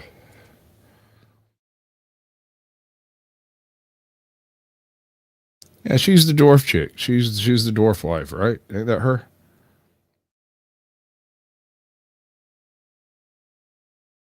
That tells you how much I paid attention to that damn show. I can't even tell you which one of the crazy old women she is, man. I know that all the women in that show are nuts. Freakishly nuts at that. No. Yes. That one. That's the one we're doing. We're going to do that. Let me blow this up. But isn't it crazy? So the reason why I'm bringing this up is because this is what I'm talking about by forced fake diversity from these studios. All of these actors and actresses, they get used by the studios, okay? Because that's what's happening. They're being used by the studios to bolster their diversity numbers. They get tossed to the side once the show has been released. They literally just get thrown away. If the show's not a smashing hit, and if that character's not a smashing hit, which it usually isn't, they get completely tossed to the side. And the sad thing is, Sophia actually wasn't that bad as her character Disa. Ironically so, she really wasn't the worst out of the. Welcome to the show, Too Tall. It's good to see you, bud. That's Too Tall Rob, for those of y'all who don't know. Apparently, he has hornswoggled all of the greatest apple fritters and keeps them for himself. He doesn't share. Entire crowd. Did it feel forced? Yeah, a little bit. But at the end of the day, she wasn't the worst one. But the funny thing is, she's completely disappeared from the face of the earth. But before the show was coming out, she was everywhere. She was in every single article. The mods haven't been asked to keep the chat clean. The mods have been asked to keep cheap English, motherfucker. Do you speak it? Have been asked to keep the chat YouTube friendly. I don't give a shit what y'all say to each other. Just you don't expect to stick around if it gets too aggressive. Plus, I'm literally sitting here watching it. Failed to get registered on the apple fritter mailing list. I don't want a mailed one. I'm going to come get a fresh one from you. That's what's going to happen. That's exactly what's going to happen. She was in every single YouTube video. She was literally all over the place. So it doesn't make any sense to me. But this article, it says Sophia Nomvet opens up about... Buddy, that blue wrench might explain why you hadn't been banned yet, which is exactly the reason why I've given it to you. Because if you didn't have it, your ass would have been out of here the third show after your first show. Diversity in the Lord of the Rings of Power. This is all they spoke about with Sophia. This is all she was good for. Oh, wow, I blew her face up too much. This is all she was good for, literally. It's so sad. It's sad. It's sad. You don't do minorities any justice by using them to be a poster child like this. It's insulting. But let's see what it says. So it says the British actress talks to Shondaland about representation in the new Amazon series, her upbringing in London as a biracial child, and empowering women. It's literally every single checkbox you can imagine. Talk about the BIPOC stuff. Talk about the diversity in a brand new show that they're trying to show for. Talk about empowering women. It's ridiculous, man. It says it's 1 week before the premiere of the Prime Video series, The Lord of the Rings of Power, and Sophia Nomvet is holding court fielding interviews for her role as Dwarf Princess Disa. 1 minute into speaking with Nomvet, and it becomes obvious why she was cast in the role. She draws you in immediately with her warmth, humor, and elegance. Who you telling, man? There's half the chat rooms on YouTube. I get banned just for having the word Caucasian in my name. Twice I have seen the individual that is doing the stream go, Caucasian, what's that mean? Look it up. Banned. It's a descriptor. Chill. Well, if it was so obvious, where is she now? I've seen so many post-show interviews with other actors. Why is there nothing with Sophia Nomvet? Why? Why is there nothing? Something is off with this, guys. I don't know. I really just don't understand. I mean, well, to be honest with you, I do understand. I think other people don't understand how forced diversity is really not good for someone's career, okay? You could be in the limelight, you could be the poster child for a few months, but literally you are being tossed to the side while they're announcing other actors and actresses in season 2. They've already announced 16 actors and actresses for season 2 of The Rings of Power, and Sophia Nomvet is nowhere in the discussion. I'm not saying that she's not going to be there. I'm just saying that the other new black actors that they are now using for their diversity poster childs, they're going to use them, and they have Dill Hole. I can't even say his background username on YouTube. I just can't. It's not permitted. It is literally a combination of 3 words I can't say. Any of them. Not even jokingly. completely left Sophia Nombet in the dust. And they're going to do that with those people in season 3 when they introduce new black. You get what I'm saying? Like, it's crazy what they're doing. It says she shares a story of how she met her husband, Daniel Cox, at a New Year's party while she was nursing a broken heart after a painful breakup. Initially, Nombet didn't want to attend, but went with a group of girlfriends. Luckily, Nombet listened to her instincts. She and Cox recently celebrated 10 years together, and she credits Cox for being an attentive partner and parent, especially when she was cast in The Rings of Power. Y'all know what that means, right? I can't play with StreamYard anymore. It'll start glitching out a bunch. I'll play with it again a little later. In order for me to execute this production and for me to stand into the power that is Disa, it took a man to hold my crown and hold our daughter every single step of the way, and that is absolutely to be celebrated. Oh, here we go. I'm not even gonna bother because this is the same shit that we've heard the entire time while she was actively being pushed before the show came out. This article apparently came out a week before the show came out. So it goes to show that she completely disappeared. She really did. I thought this was during the show. This was before the show. So she completely disappeared. She's nowhere to be found. I can't find anything on her. If you guys can find something that Sophia Nombet has done after the Rings of Power, please let me know in the comments below since I don't have access to Twitter anymore, or you can message my Instagram.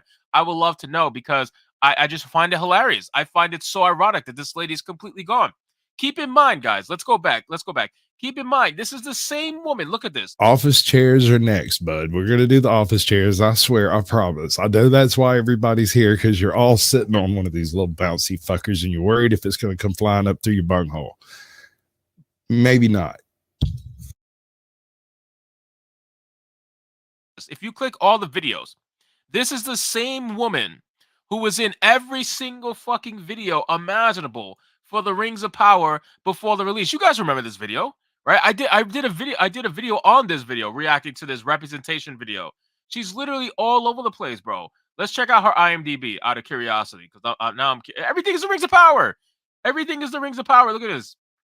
Look at this. Look at this. Wow. This is unbelievable. Oh, she was in Wednesday, apparently. Interesting. That's interesting. I did not know that. She was in Wednesday for one episode. Oh, that doesn't fucking count. That doesn't count. Okay, that answers my question about where she went. But it goes to show, like, what are you doing? Like, why are they using this woman as a diversity poster child? And why are you okay with it? That's the sad thing. She's perfectly fine with being used as a diversity poster child, and it's sad, man. She could probably be doing so much more, and yet unfortunately she has basically reduced herself to that role, because that's unfortunately what a lot of black actors, a lot of Latino actors in Hollywood, that's what they love being reduced to now, because they think it has to do with some sort of representation now, but they don't realize they're just being used to check off boxes. And if they do realize that, then that means that they're perfectly okay with it happening as long as they get paid to do it. So I don't know what's going on with Disa. She's completely disappeared. Apparently, aside from Wednesday, she's done absolutely nothing. So there goes that. And unfortunately, I don't know if she's going to come back for season 2 of The Rings of Power. They're going to have to, I imagine. But yeah, it's quite sad what they did to Disa. Rest in peace, diversity check boxes, because that's basically what's going to happen all the time when you reduce yourself to such. So anyway, guys, thank you so much for watching this video. I hope you did enjoy it. And if you did, consider leaving me a subscribe. I would greatly appreciate it. Don't forget to like the video, comment, let me know what you thought of today's story, and I'll see you guys. Go check out Hypnotic. My man's got a few good sort of deep dive videos like that. They're not quite as deep as some, but he's got a pretty good delivery with it. Now, for the moment I know that you have all been waiting for, right? This is the entire reason most of y'all are here. And it has to do with the exploding office chairs. House sitting on a gaming chair tragically killed a 14-year-old. Now, don't bounce around too much on your office chair. He's fixing to explain why. You know the feeling. You've come home from work or school and you just want to sit down. You slip off your shoes at the front door, drop your bag off on the couch, and stroll over to your desk. There's a new YouTube video that dropped today from your favorite creator, and you're excited to watch it. You roll your chair over to the desk and plop down on the seat. In an instant, you're thrown across the room. When you finally come to, all you can remember is a loud bang rocketing through your bedroom. You drag your hands across your body to see if you're okay when you feel a hot stickiness. You close your eyes, hoping it won't be what you think it is. But when you bring your hands up in front of you to look, their crimson sheen betrays your injury. Next thing you know, you're in the emergency room, and surgeons are busy pulling chips, shards, and metal scrap from your abdomen. How could sitting in an office chair go so very, very Hey, Logical wrong? Spock, welcome to the show, What bud. makes an We're trying to office figure out what chair blows up your butt in the go office boom? chair.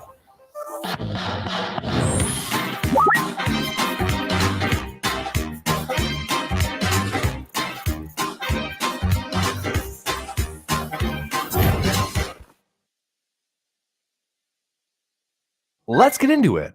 Today's episode is sponsored by Crossout, the premier online vehicle shooter that lets you build your custom post-apocalyptic Mad Max death machine. The game is free to play on PC, PS4, PS5, Xbox One, and Xbox Series X and S. All you have to do is download and play. All the different vehicles and mechs are player-built from individual parts, from struts to wheels, cabins, and, Oh, that of looks like course, too much a fun. vast array of weapons.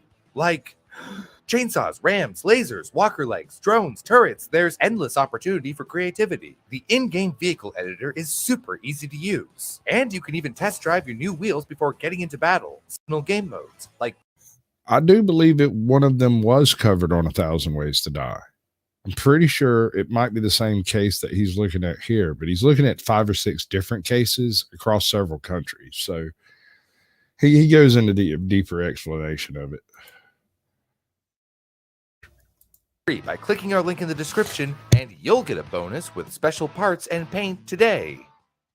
In 2013, university student Mr. Liu returned to his apartments he shared with his Hey, older Ghost sister. Eagle, welcome to the show, After bud. a Good to long see day you. at school, Logical he laid Spot, back you on too, his bud. bed to rest while his sister, Miss Liu, who had just gotten out of the shower, sat down at her desk to twiddle around on the internet while blow-drying her hair. Then, with no warning, a sharp bang ripped through the room, and a powerful surge of air followed, throwing the room into disarray. In the aftermath, Mr. Liu, still reeling from the sudden pressure change, looked around their ransacked room to see his sister laying still on the floor, her body thrown like a dead thing against the side of their bed. She was still conscious, but just barely, and passed out moments later. With his sister's blood pooling on the floor around him, Mr. Liu called the paramedics, and shortly after, she was hoisted into an ambulance, speeding off to the emergency room. Medical teams got to work on her double time and told her family that she'd been injured by an explosion. Her anus had been split open, punctured by fragments of metal, and her genitals had likewise been perforated by shrapnel and debris. Miss Liu was wheeled into surgery not long after getting to the hospital, where surgeons and nurses worked to remove the detritus that had been rocketed into her nether regions. After a grueling 5 hours, doctors finally stitched up her wounds. But her journey wasn't done yet. It would take yet another 6 months. Now, Woofy, you know it'd take a little bit more than a rod to hurt you, bud. For her injuries to fully heal. Even an Looking explosive back at the one, I'm scene pretty in the sure you siblings' could handle. tiny apartment, it was clear where the explosion had originated. The small blue rotating gas spring operated stool was to blame. The force of the explosion split the foam seat into 4 discrete pieces, and the wooden mount showed a nasty hole where a metal rod had rocketed up through it into Miss Liu. Inside the room, the siblings' computer had been bombed out by the shockwave, and parts of the plastic casing had melted. Lucky for his sister, the steel rod in the center of the stool didn't pierce into her body. If it had, her injuries would have been much, much. So, can you imagine being the emergency responder that shows up to a 20-year-old woman laid out, apparently assaulted by office furniture, violently assaulted at that? I mean, what conversation takes place between this chick's brother and the people who showed up? Did he get arrested? I mean, there's so many questions on the peripherals of this event that I'm just curious about that have no bearing on anything at all. Much worse. After interviewing neighbors, journalists found that the sound of the blast could be heard from as far away as 200 meters. Some thought it was so loud it had to be a gas pipe explosion and called the fire department. But how could a simple stool explode like that? And should I be worried about my rotund tushy in my office chair? The first step to figuring out the truth behind this phenomenon is to learn how office chairs work generally. Basically, chairs are medium-sized objects that support our weight that we can use to... So my producers tell me that I don't need to explain to you how chairs work. But office chairs do have one little mechanism that, quite literally, raises the bar. It's called a gas spring, and it's technology that lets these chairs adjust their height. It's similar to a bike pump in that it has a metal cylinder with an airtight piston mounted on a rod inside. In a pump, the piston is attached to a handle that you pump up and down. The piston moves inside the cylinder, sucking in air before compressing it through a valve and into whatever you're inflating. Your tires, your sports balls, and whatnot. In a gas spring, the piston is attached to the bottom of your seat, and the entire cylinder is pressurized with nitrogen gas and oil. The nitrogen is pressurized so it exerts upward force on the piston, which holds your seat at the topmost position. The nitrogen provides the force, and the oil lubricates, ensuring the chair works smoothly. Also, since gas springs are holding pressurized gas, they have to be made of metal that can handle the force. Gas springs occasionally have holes in the piston that allow gas to move from one side of the piston to the other. This might make you think that the piston isn't actually compressing the gas, but remember, the cylinder that contains the piston is gas tight. So when the piston is depressed, the rod itself takes up space that compresses the air. There are multiple reasons for the holes in the piston. One is so oil or other lubricant can move from one side of the piston to the other. If there were no paths from each side of the airtight seal, then the piston would dry out eventually. With a gas spring, pressure can equalize on each side of the piston because of the holes, and the upward force is generated by the higher surface area on the inside. For all my math nerds out there, the equation for this is force equals pressure multiplied by area. Since the inside of the piston has a higher surface area than the outside, which has some space taken up by the rod that attaches to your seat, a higher force is exerted on the inside, pushing your seat up. Another reason is that these holes improve the smoothness of the... Well, actually, the fires are kind of why we're here in the first place. Because that's the question. Why are they blowing up? And do I have to worry about the one I'm sitting on right now? Springs action. Without the equalizing pressure, the piston would shoot upward erratically, as opposed to the smooth rise we're used to. This is similar to why we don't use regular metal springs in office chairs. Metal springs can hold a lot of energy, but they release that energy all at once, which could, explode maybe. So conceptually, the gas springs in our office chairs are meant to contain pressurized gases which, if released in an uncontrolled manner, would violently explode. But our chairs are built specifically to contain that pressure and control it. So what's going wrong when office chairs explode? To find out why this happens, it helps to look at other examples to see if there are any similarities.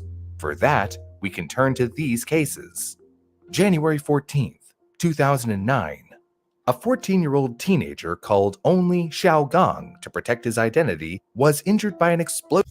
What the hell is going on in my chat over here? I mean, like, I'm not sure I like the influences that are taking place. Oh Lord! Office chair while home alone. The boy went to his computer to go on the internet like so many young folks when the chair below him erupted, driving a steel rod into his abdomen. As his blood pooled on the floor around him, he dragged himself to a phone and called his father, who contacted medical authorities. When they finally arrived, Xiao Gong was looking very pale from blood loss, but was still conscious enough to speak. Xiao Gong was taken to the Jiaozhou City Center Hospital, where doctors worked to save the boy's life. He was bleeding internally, hemorrhaging blood after the rod that had been embedded inside him had damaged blood vessels around his wounds. Tragically, doctors weren't able to get a handle on the boy's blood loss, and within an hour of arriving at the hospital, he had passed away. His father said after that he never thought that a child just sitting on a chair could have any type of accident, and that this type of pressurized cartridge going out of control is definitely a quality issue. Another case from November 2007 out of Yantai City describes how a 68-year-old man was taken to the hospital after his rotating chair. Okay, so let's look at a few details we've picked up here. So far, we have a young girl, a young boy, and an old man. In no case do we have obese, overweight Americans plopping down on their chairs and detonating them. There's got to be a linking reason that makes that the case.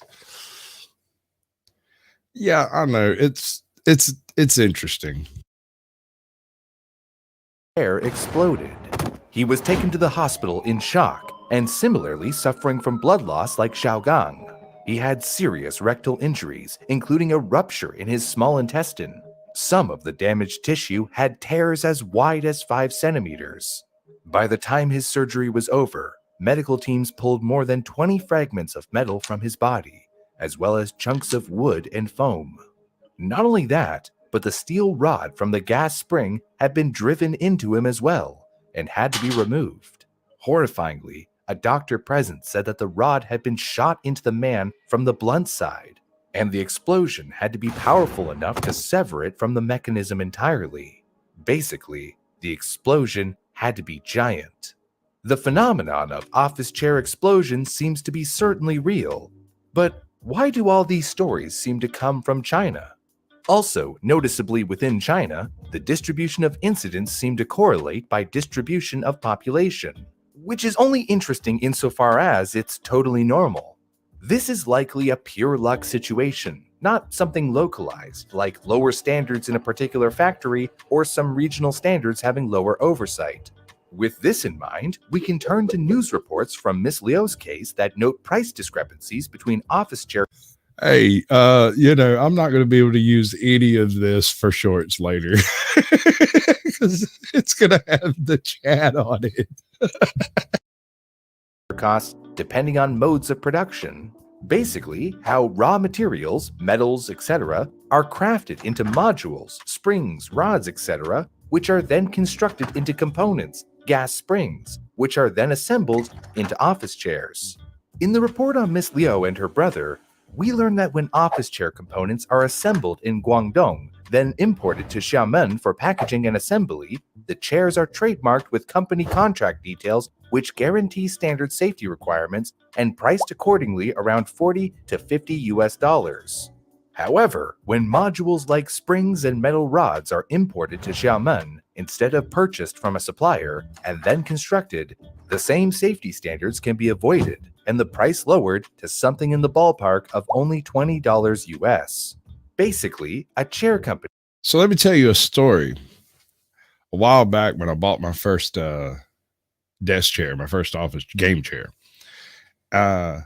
it was supposed to be like $45, but it had been discounted down to $20. And when I sent them the money, they sent me the chair and a refund.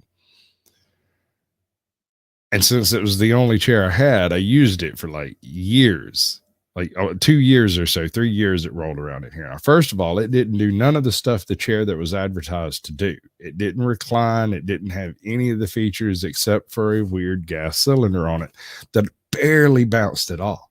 Like you hit the button on it, it'd be like, barely moved when you bounced on it. The seat didn't really rotate all the way around. It was all kinds of problems. Some of y'all might remember the some of y'all might remember the old chair. When I'd sit like this during a show, it would just screech holy hell out. And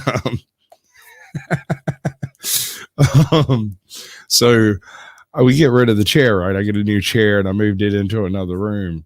And then it got set out on the back porch. And then one afternoon, I tossed, I think it was a load of shingles on it. And the darn thing popped straight up off the little post. It goes, knocked all the shingles off of it. And it occurred to me, those shingles couldn't possibly have weighed as much as I did. And granted, it had been sitting outside for a month or two, but still, it struck me as very odd that thing decided to go kaput right then. What's wrong with you people? Company can buy already constructed gas springs from a factory for a higher price, or they can buy the parts to make the gas springs, build it themselves, and save a buck. The problem is, they're not held to the same standards as the factory that sells the springs wholesale. So it could be good, could be bad. It's an odds game. It's a little bit like getting news from TikTok. The question remains though, what is behind this string of office chair explosions? Seeking Truth, a Mythbusters-style television show from China, tested this exact scenario for us. The showrunners took 3 different chairs and dropped heavy sandbags on them to see how they could withstand the impact. The first chair was from a reliable and well-known retailer, with info about the manufacturer and certification guaranteeing safety standards. The second was purchased second-hand and had some visible damage on the column that has the gas spring. The third was bought from what the hosts call the third market in China, basically the black market, out of the eye of the government. In the test, the well-made chair fared well. The seat, which isn't attached but sitting on top of the base, fell off, and all of the components showed very little damage, if any. The second-hand chair did less well than the first. When the sandbags landed on the seat, it exploded into a flurry of metal and plastic. You can see that there is a hole burst through the middle of the seat, and the metal piece that mounts the height controls had been violently bent. The black market chair handled the weight the worst. When the sandbag hit the seat, not only did the chair explode, but it erupted into flames, setting the whole chair alight. It's nice to see that when these chairs are built properly, they can withstand a certain amount of force. But we still don't know why.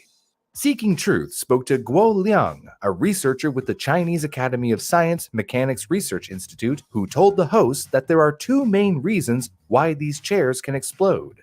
The first reason we witnessed in the experiment with the second-hand chair. He tells us that if the gas spring has a crack or some other damage, it can no longer contain the pressures required to operate, and when the weight is dropped on the seat, that pressure escapes violently, aka an explosion. It's like sitting on a blown-up balloon. There's a pressure inside, and as you add weight to it, those pressures increase until the latex of the balloon can no longer hold it back. If you jump on top... So essentially, we're all sitting on pipe bombs. The only thing that makes them not pipe bombs is the quality of their construction, and the gases they are filled with are not combustible or reactive in any way. Of a balloon, it'll pop even harder. The second reason explains the fiery explosion of the third chair. Liang tells Seeking Truth that many under-the-table products use cheaper gases like regular air instead of non-flammable gases like nitrogen. Now, you might think, wait, air isn't flammable, which you'd be mostly right. However, on a chemical level, oxygen is one of the core ingredients of fire. Combustion is defined as the combination of oxygen with another substance that generates heat and light. On a similar note, the higher the pressure, the faster and hotter a fire will burn. However, if the manufacturer puts an even more flammable gas into their spring than regular air, you can see much, much larger reactions. On top of that, when pressures rise, so too does temperature. Seeking Truth even tested this by raising and lowering a chair seat for 20 minutes, and then taking the temperature of the gas spring. They measured a rise to 45 degrees Celsius, but thankfully, there were no sign of any explosions or fires of any kind. Probably because the chair they used was the most expensive they could find and likely used the proper nitrogen in the spring. In short, all office chairs use gas springs which contain pressurized gas, which, if the casing is damaged, can violently depressurize, triggering an explosion. Not just that, but if the manufacturer uses oxygen in the spring itself, then that compressed gas can also combust, adding fire to an otherwise already terrible situation. Office chairs aren't the only appliances around our home that use pressure for our needs. At this very moment, you may be relying on hot water under pressure in a water heater for showering and washing your dishes and clothes. You may have used a pressure cooker or an Instant Pot that uses steam to build pressure inside of an airtight pot. You might have also seen automatic door closers in schools and public buildings that use pressure to shut themselves. But much like office chairs, when the mechanics are damaged, they can fail to catastrophic effect. What we can take away from this is that power, in almost all forms, is dangerous if uncontained. But when harnessed properly, it can make our lives orders of magnitude easier. Office chairs use the power of pressure to make it easier for us to get comfortable. But when the mechanism that we use to contain the power is damaged or made incorrectly, then disaster can follow. So yes, there have been incidents of office chair explosions. But most of us aren't even going to be able to buy a chair of such low quality that this is an issue. Like Seeking Truth told us, the chair that failed most horrifically had no safety standards whatsoever, and no Like, holy shit, did it fail? I mean, that thing, communism kills. I am now going to do my list of successful communist countries. I'm done. manufacturer label to hold them accountable. As long as we buy office chairs from reliable suppliers and other major retailers, then we'll be perfectly fine. I mean, you're sitting on a freaking hand grenade if those things are made wrong. Now, since watching this video, I have gone wandering through the rabbit holes of the internet, and I have encountered at least 2 occasions where it is theorized, no one really knows, but it is theorized that the gases that replaced the cylinder was not air, but compressed like LP gas that they apparently just took off of the mains at mains pressures. So like when they went off, it didn't just blow a rod through somebody's gut, it blew a rod through somebody. It also left like the whole room on fire or some shit. Now I can't show those pictures. If you want to check any chairs that you have around you, you can find a label, usually under the seat, that identifies that it is up to the regulatory standards in your country.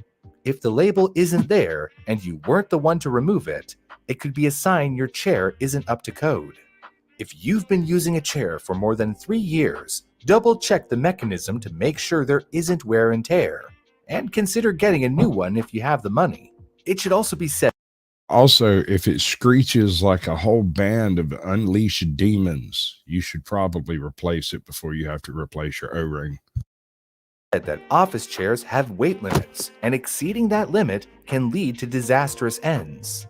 But even if you don't exceed the weight limit, as a chair ages, the weight that your chair can handle will be reduced.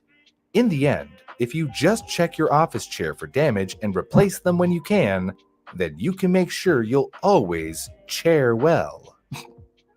Get it? Like fair. Ah, there's the end bruh. card. There it Oh is. my God, no, don't do And it. it's over. It ain't worth it. That was bad. Remember, That was real bad. Oh, Lordy. Oh my God.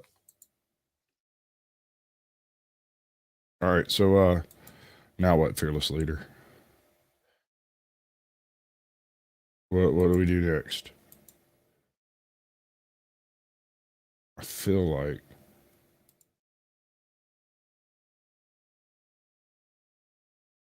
oh, there it is.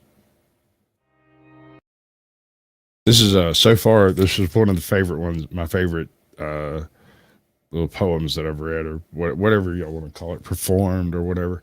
Now, the one I released today, I actually did in one take, and I was very impressed with myself, and I'm now going to gloat. I'm done gloating.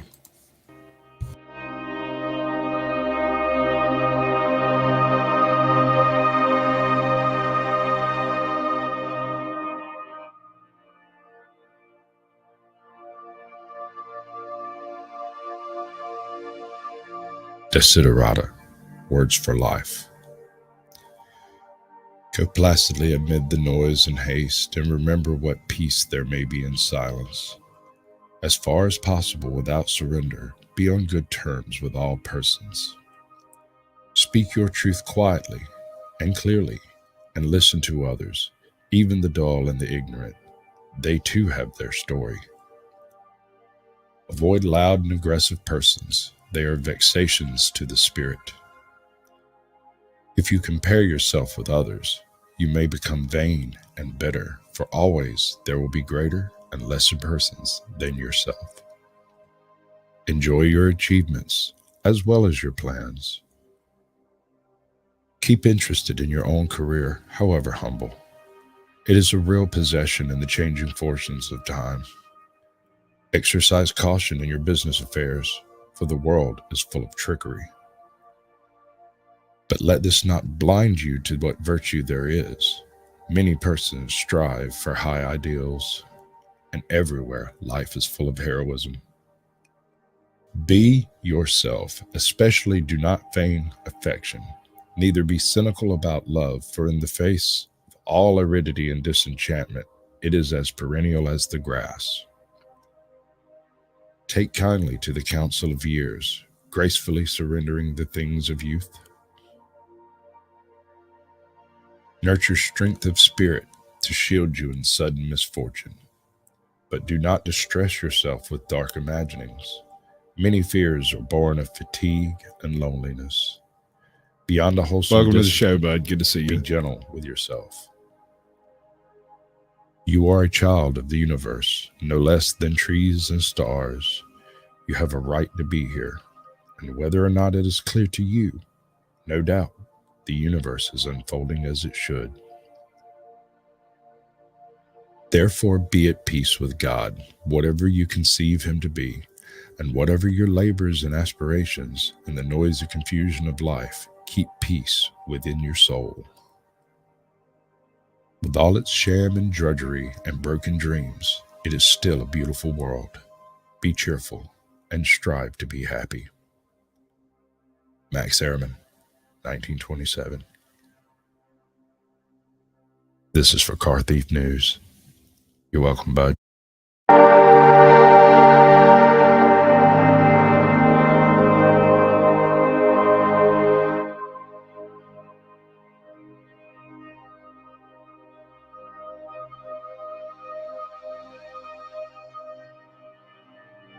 The microphone. There we go. Do not go gentle into that good night. By Dylan Thomas. This one I did in one take, and I did it, and then I went and did a couple of other takes of it. And when I went back to listen to it, I listened through the very first one that I did that I'd done flawless. I say flawlessly, but I'd done well enough, I guess. And trying to assemble the other into properly elevated tones that made sense was impossible. So I went back and looked at this one again and listened to it a couple of times and decided, yeah, that might work. I beg you all, do not go gentle into that good night. Old age should burn and rave at close of day, but rage against the dying of the light. The wise men at their end know dark is right. Because their words had forked no lightning, they do not go gentle into that good night. Good men the last wave by crying bright. Their frailties might have danced in a green bay. Rage against the dying of the light. Wild men who caught and sang the sun in flight and learned too late they grieved it on its way. Do not go gentle into that good night. Grave men near death who see the blinding sight. Blind eyes could blaze like meteors and be gay. Rage against the dying of the light. And you, my father there on the sad height, curse. Bless me now with your fierce tears, I pray. Do not go gentle into that good night. Rage against the dying of the light.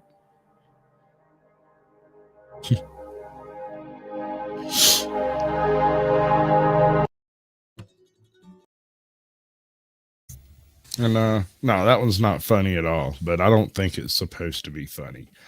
I'll have to look up the parody version of it. I might do that too, at risk of angering a few people, but I'm willing to do it. I don't have no threats on that. Yeah, no, as far as I'm concerned, the Shilling show has ended, and we can now do interesting things like this. Let's see who gets it. Where was the last one? There it is. Oh, no, that's the one I posted. Okay, I'm gonna have to pick somebody special then. Well, no, it ain't gonna work that way. Copy image link. No, that wouldn't do it. I gotta do it over here. But I can't do it over here. Oh, it sucks. Hey, what's up, MLH? Somebody drop a link so I can pin it to the top. I don't care whose link. Whoever gets it in there first.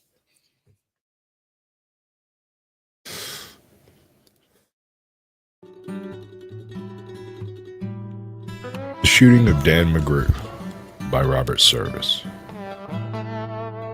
A bunch of the boys were whooping it up in the Malamute saloon. The kid that handles the music box was hitting a jagtime tune. Back of the bar in a solo game sat dangerous Dan McGrew, and watching his back was his light of love, the lady known as Lou. When out of the night, which was 50 below, and into the din and glare, there stumbled a miner fresh from the creeks, dog dirty and loaded for bear. It looked like a man with a foot in the grave and scarcely the strength of a louse. Yet he tilted the poke of dust on the bar and called for drinks on the house. There was none who could place the stranger's face, though we searched ourselves for a clue. But we drank his health, and the last to drink was dangerous Dan McGrew. Those men that somehow just grip your eyes and hold them hard like a spell. Such was he. He looked to me like a man who'd lived in hell, with a face most hair and a dreary stare of a dog whose day is done. As he watered the green stuff in his glass, the drops fell one by one. Then I got to figuring who he was and wondering what he'd do. And I turned my head, and there watching him was the lady that's known as Lou. His eyes went rubbering round the room, and he seemed in a kind of daze, till at last that piano fell in the way of his wandering gaze. The ragtime kid was having a drink, and there was no one else on the stool. So the stranger stumbles across the room and plops down there like a fool. In a buckskin shirt that was glazed with dirt, he sat, and I saw him sway. Then he clutched the keys with his taloned hands, and my God, but that man could play. Were you ever out in the great alone when the moon was awful clear, and the icy mountains hemmed you in with silence you most could hear? With only a howl of a timber wolf, you camped there in the cold, a half-dead thing in stark dead world, clean mad for muck called gold. While high overhead, green, yellow, and red, the northern lights swept in bars, then you've a hunch what music meant, hunger and night and the stars. And hunger not of a belly kind that's banished with bacon and beans, but the gnawing hunger of a lonely man for a home and all that it means, for fireside far from the cares that are four walls. Thank you, Too Tall Rob. That'd be great. But I'll go check it out later. Full of cozy joy and crowned with a woman's love, a woman dearer than all the world and true as heaven is true. God, how ghastly she looks through her rouge, the lady that's known as Lou. Then on a sudden the music changed, so soft you could scarce hear, but you felt that your life had been looted clean of all that it once held dear, that someone had stolen the woman you loved, that her love was a devil's lie, that your guts were gone and the best for you was to crawl away and die. 'Twas the crowning cry of a heart's despair. It thrilled you through and through. I guess I'll make it a spread misery, said dangerous Dan McGrew. The music almost died away, then it burst like a pent-up flood, and it seemed to say, repay, repay. My eyes were blind with blood. The thought came back of an ancient wrong. It stung like a frozen lash, and the lust awoke to kill, then the music stopped with a crash. And the stranger turned, and his eyes they burned in a most peculiar way. In a buckskin shirt that was glazed with dirt, he sat, and I saw him sway.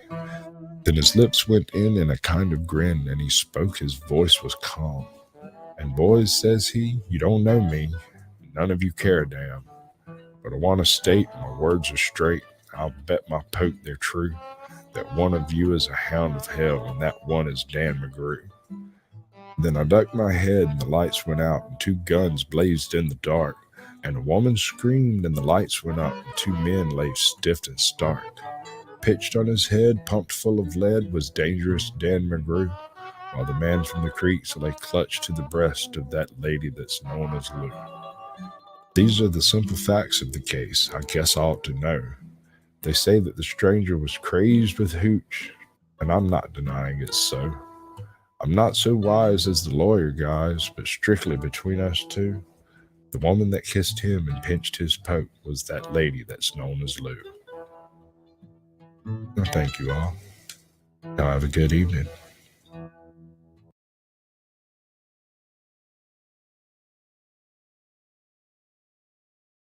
Oh, Lord. I gotta go find the right playlist. Apparently, I wasn't on it.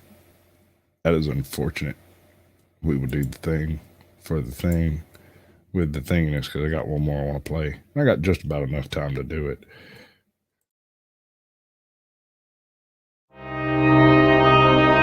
Did I already do If tonight? I don't think I did If. No, I did Desiderata, not If.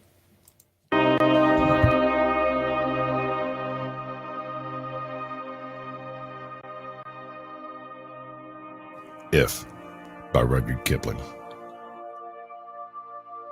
If you can keep your head when all about you are losing theirs and blaming it on you, if you can trust yourself when all men doubt you, but make allowance for the doubting too, if you can wait and not be tired by waiting, or being lied about, don't deal in lies, or being hated, don't give way to hating, and yet don't look too good nor talk too wise. If you can dream and not make dreams your master, if you can think and not make thoughts your aim, if you can meet with triumph and disaster and treat those two impostors just the same, if you can bear to hear the truth you've spoken, twisted by knaves to make a trap for fools, or watch the things you gave your life to broken and stoop and build them up with worn out tools, if you can make one heap of all your winnings and risk it on one turn of pitch and toss, and lose and start again at your beginning and never breathe a word about the loss. If you can force your heart and nerve and sinew to serve your turn long after they're gone, and so to hold on when there's nothing in you except the will which says to them, hold on.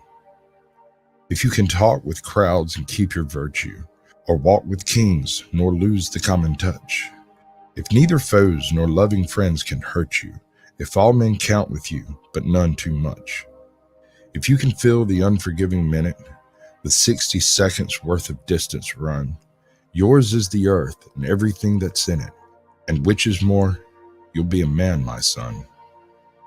Should I do another one? I don't know. I'll say it's If by Rudyard Kipling. Boy, are you familiar with the man?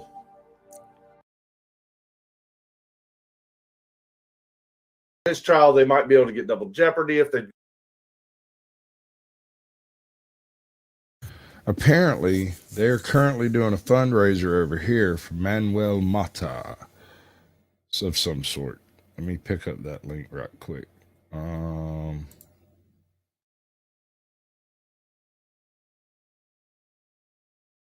y'all go over there and tell them y'all I said hi. See what it is that they're talking about. I'm sure most of y'all are familiar with Manuel Mata and that whole issue. They're just basically using law to impoverish that man, and there ain't no sense in it. He ain't doing nothing but trying to film. Really.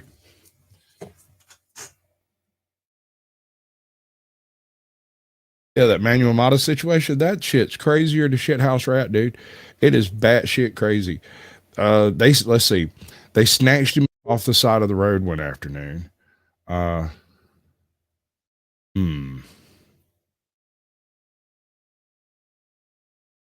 You good? You wanna bring up an avatar, or are you good for rolling like you are?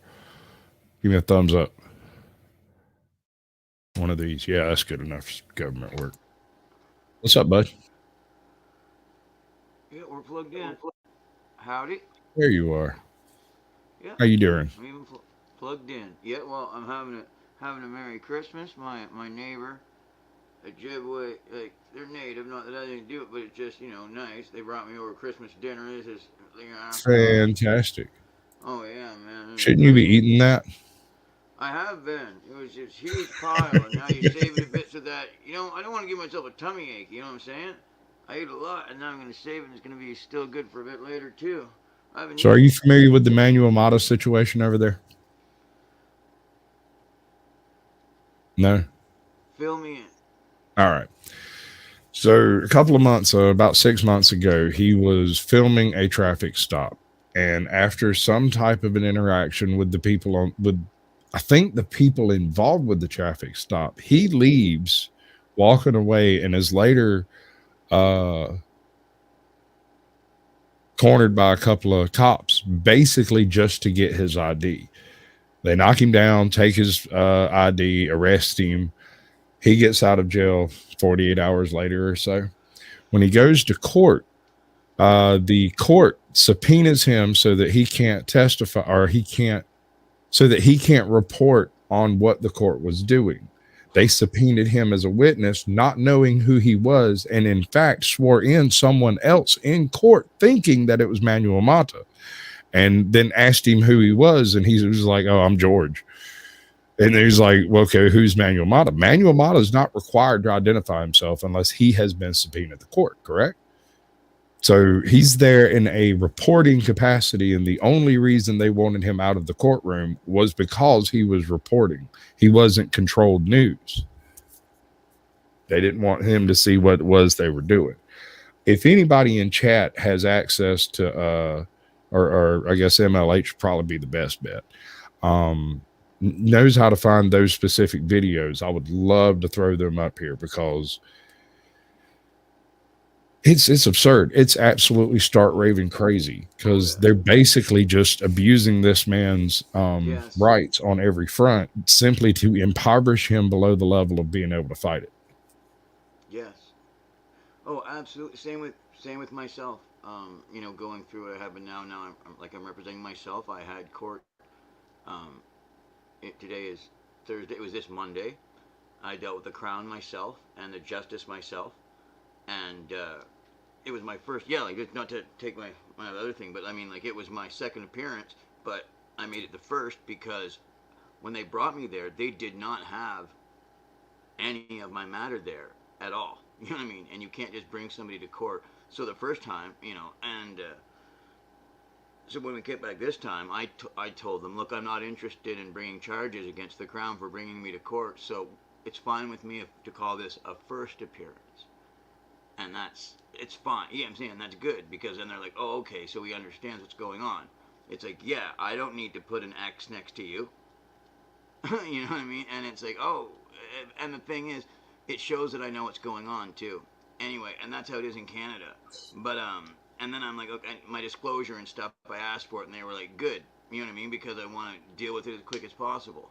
But I don't get the feeling they're looking for any jail time. They want everything summarily. Like, They want money. Yeah, like, it's not. They want money. I had a conversation with a young gentleman the other day in my living room, and the conversation of white privilege came up. And I said, brother, I was born to a poor pig farmer in South Georgia. You can't tell me that me being white gave me any advantage other than the fact that I happened to marry a white woman. And I've been on both sides of that coin, and I have been run over by the train. Yeah. And I have been able to hop onto the train. And the difference between those two positions is how much money you can cough up right now. Yeah. It is a money privilege, not a color privilege. And conflating the two is racism.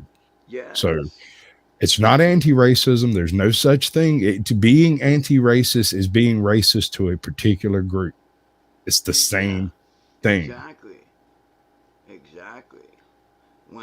What's up, Zombie SG? Good to see you, bud. I've Joe, cool. You must have saw the link drop in chat and showed up. Yeah, it's cultural. It really is. I'm not so sure. It's money related. Yeah, I just don't buy it. What you follow, what like culture, like what you follow. I mean, like if you've got Well, once you get into court, the culture doesn't matter. It doesn't matter what you follow. If you've got the money on hand, you're good to go. I understand what you're saying. That's true. Yeah, that's true. I don't care if you're fucking pagan. If you got the money, you walk right out of court I was taking every it forward time. in my brain, thinking culture, like, yeah, It dictates a little bit whether you have Okay, the money, bud. but I suppose at a certain level, no, because if you've got Oh, Joe wants a piece of me. This is going to be great. I said it. I didn't got into it now, apparently. I got a AJOT, what's up, babe? I just sent you a link in your mailbox if you want to come up. So when they're railroading him like this, right now, he's out, right? Is he out of jail right now? I'm pretty sure he's on panel over there somewhere. The one I was just showing a minute ago. Okay. So I'm pretty sure he's out of jail now, but he's getting screwed. I can so now I can. Well, he's now got, I think, 3 cases against him in the next 2 months or so, and then he also has probably, if I had to guess, $12,000 worth of lawyer bills and shit that's fixing to be stacking up. So this is what I didn't do this time. I didn't go out and get the lawyer. Yeah, in some circumstances, not having a lawyer doesn't cripple your case. You're right. You're absolutely right. I decided. Okay, the reason Yeah, why baby. I decided was I see you. Give me that laugh. Yeah. I What's up, baby? That's good, man. This is what do you want me to call you? I know your channel is Isabella Live 2.0. Yeah, you can call me Morgan. Yeah, I can call you Isabella. Okay, Morgan. How you doing, Jeff? What's going on, baby? I'm doing well as far as Manuel. I think he got a total of 7 or 8 cases, and yeah, he got a stack, son. He got a whole deck, and many thousands. I was just guessing at 12 or so. That would be a good start, I'm sure. This is the white privilege. We could probably get this one short, and this is not a race conversation because on the basketball court I have black privilege. But I'm not going to ignore it and say it's not the thing. In the ghetto, I have black privilege. I can walk through easier than you. That is my black privilege. And your white privilege is if we're in identical cars, identical situation, the cop's going to pull one of us over more. I'm assuming it's the black guy. Yeah, called keeping it real too. Otherwise. Yeah, I'll buy that. Exactly. All right, I'll buy that level of privilege. I was speaking. Yeah. I was speaking more along the lines of it within the courtroom itself. And that circumstance can also fall in that direction under certain circumstances. And I agree with you there. This is true. How you present yourself when you come to court does affect. So if you show up thugging it, you might get treated like a thug. You will. Judge that. You know what I'm saying, man? And present yourself in court as a business person, and they will do business with you. I gotta agree with you. The money, you walk out. I gotta agree with you too, man. Especially in court, it's a money thing, right? It's a money thing primarily. In general, that race shit, I'd like to have the conversation with people. But in reality, it's a small part of the entire issue. You can never get past it because motherfuckers don't want to talk about it and get defensive. But we need to talk about it, get past. I mean, you can talk about the Nazi, the Holocaust, the war in Ukraine. But if you bring up some race shit in America, you get shut the fuck down. But the race shit is tiny. It's financial. And we never make that conversation because we can't get past the race shit. Right. And you know why I don't like having the race conversation at all? No. And it's a very stupid and silly reason. It's not that. It's because I can't believe that I live in a world where Charlie Manson was right. And I refuse to behave as if I do. I remember he was talking about the helter-skelter bullshit, race war. Exactly. Bullshit. And if he's right, I don't think I want to be right. But it's the acid, not Charlie, man. It's the acid that's talking. Charlie wrote that book, son. You're gonna have to take that one back to court and have it judged on, because Charlie wrote that book in prison, and I read it, and the man was nuts. All the screens. No, check it out though, man. He's getting high, right? And he's opening up all these doors, and those doors are now open. So he's watching the truth through them, and he's looking in the future. He's enjoying it. Sometimes he's looking here. So you think that was going to be a race war? Future, and he kept looking until he saw it, because he saw it being profitable. All right. Let me ask you, bro. Vietnam anymore. I forgot your name, but I want to interrupt. Morgan. Morgan. Let me ask you, Morgan. Are you saying? I think Charlie's prophecy was that there'd be a race war, and he'd lead motherfuckers into it by, throwing die pig die on a couple bloody walls. Are you telling me that was the future, that you are expecting a race war? You think he saw the future?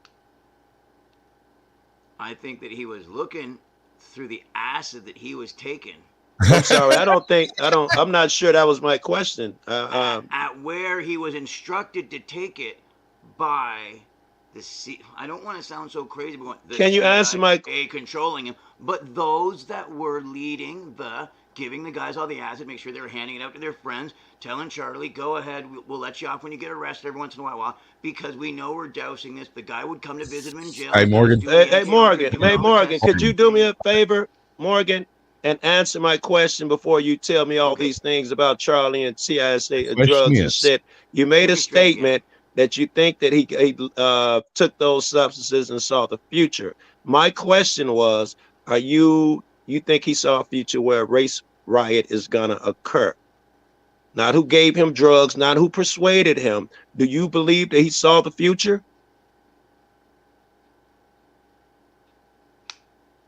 No. All right. Okay. All right. At Black Lives Matter, 80% of crazy. 80% of those crowds at Black Lives Matter were white people. I think we're getting together more than ever. Right.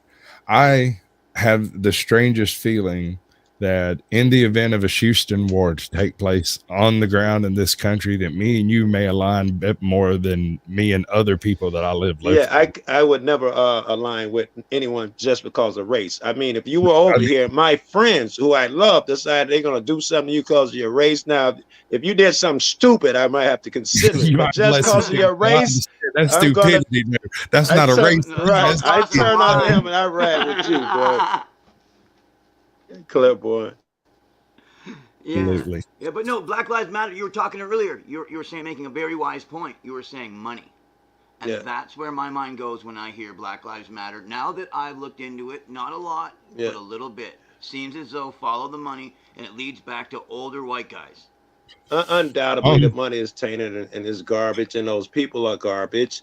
But the movement I am absolutely down with, because we ripped that shit off from them so fucking fast. If there's 10,000 us in that street, didn't 50 people know the leadership, know who George was? We were just out there trying to, say, cops, leave us alone. We took it, and then the white folks got involved, and it became us against the system, us against politics. Then the Australians jumped in, the Europeans, and all of that shit.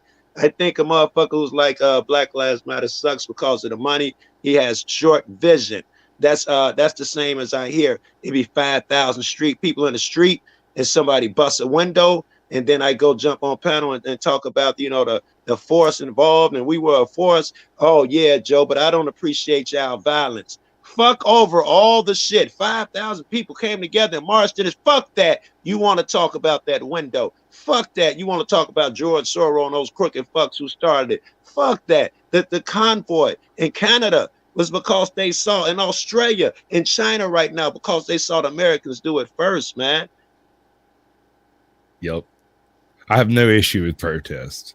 I do kind of get sketchy around fire.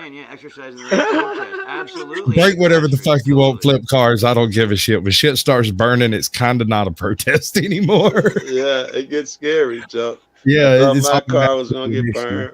I was doing a live stream. I got a call from my neighborhood saying that the neighborhood was on fire. I came back. I filmed some of that, and you know what was interesting? All the stores were treated us well. The stores where I get my cigars from, and the stores where we go to regularly, none of them were touched. In fact, I'm wrong. One was touched. They broke the big glass window. They went in and stole the ATM, but they didn't touch a potato chip bag on the shelf. They didn't touch anything else, bro. I know what you're saying. You reckon they was strapped? No, I think that people realize that these are our friends, they're us, and these are Arabs who I don't know where exactly from, but these are Muslims who own these stores. Most of them, even the Chinese stores around, Asians, black motherfuckers don't own shit in our neighborhood. But those stores who we laugh and joke with, it's in the past it became because, and probably still now, it's easier for everyone else to get a loan than a black motherfucker. But it started when there was a concerted effort to destroy it, in my opinion.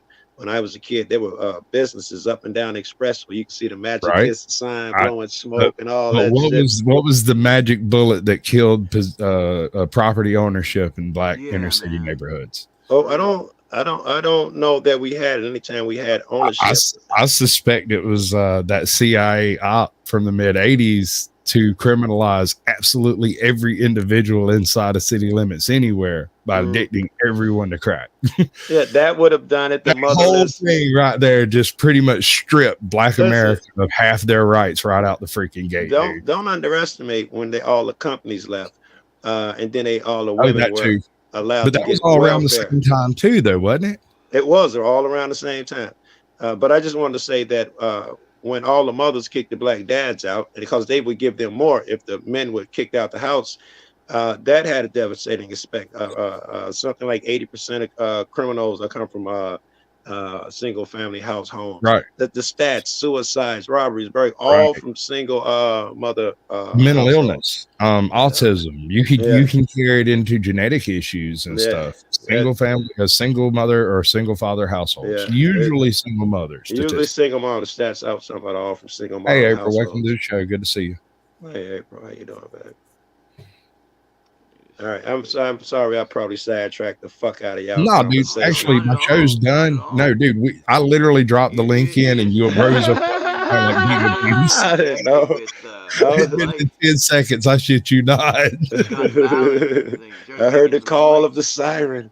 That's right. Get the Sasquatch call. What?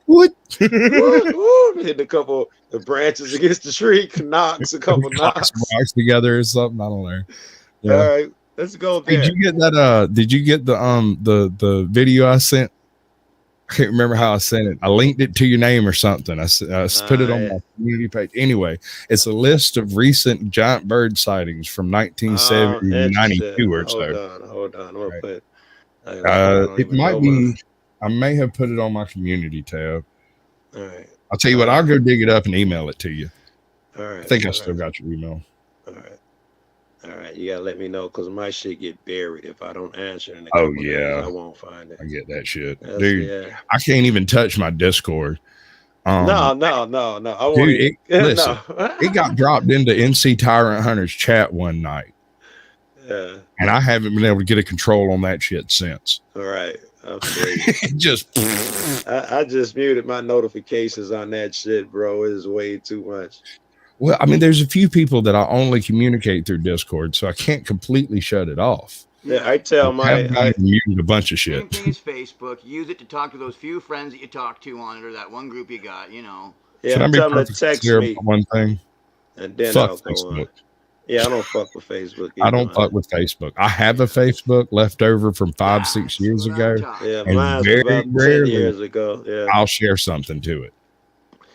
I wouldn't even know how to get in mine, bro. My shit's about like 10 years I got it on a phone over yonder that I was in it with, and leave it on that phone over there.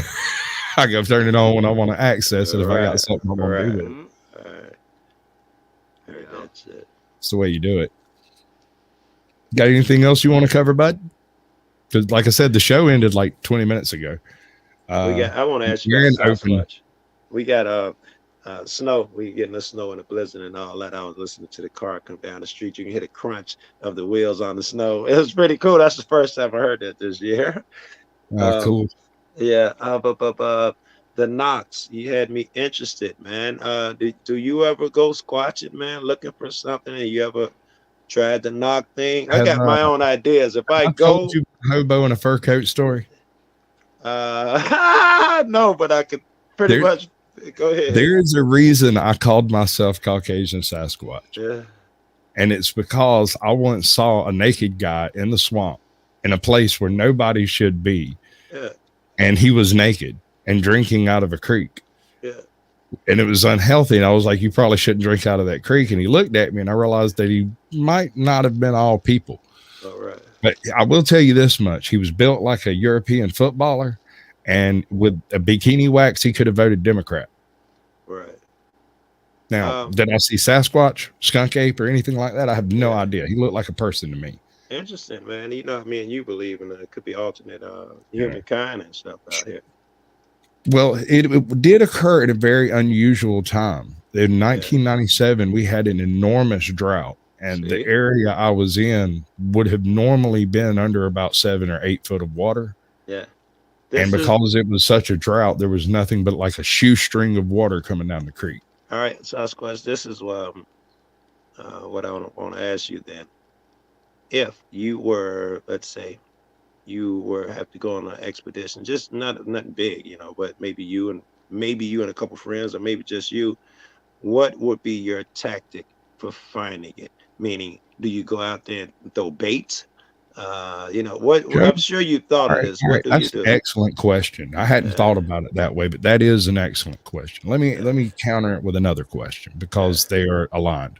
If you want to go hunt deer, do you go to places where deer are not found? You do not. You do not. You go to places where deer are found. Yeah. If you want to hunt bugs, you don't go out in the winter and look for bugs. You go out in the spring and summer and look for bugs, right? Right. Okay. So historically speaking, most of our sightings have occurred in high altitude areas, higher, not necessarily high altitude. We're not talking death zone here. We're talking. So does that translate into colder areas necessarily? Probably. But yeah. I'm in the South. And what I saw didn't fit the normal Bigfoot description. It was a 6'3", 6'4" tall dude built like a brick shit house who just decided he didn't want to be around me no more and left real quick. Could have been a cousin. I can't swear it wasn't. All right. You know, with a beard all over. I'm thinking that was one of the weird things. He didn't have hair right here. He had the 2 little lamb chop type doohickeys, kind of like this guy over here. Hold on, I got a picture that I picked up specifically because it looked like it. If you can find shit, man, find the bird bit. I know. I bet I know what I'm about to see. That guy. And I might have seen that bird bit. Now that I said that word out my mouth, I think I did see a bird bit recently. I probably got a hold of your shit. It's possible. I mean, I sent it everywhere. I shared it out hard. If you can play it on here, man, I'll be interested. That guy. Yeah. You see how he doesn't have hair right around his mouth, but he has like the side lamb chops going on. Like I said, he could have been my cousin that we just never found out about or something. I don't know. That's a big ass swamp out there, brother. It is ginormous. Right. What else would attract? See if I can go find it. All right. What else would attract this Sasquatch?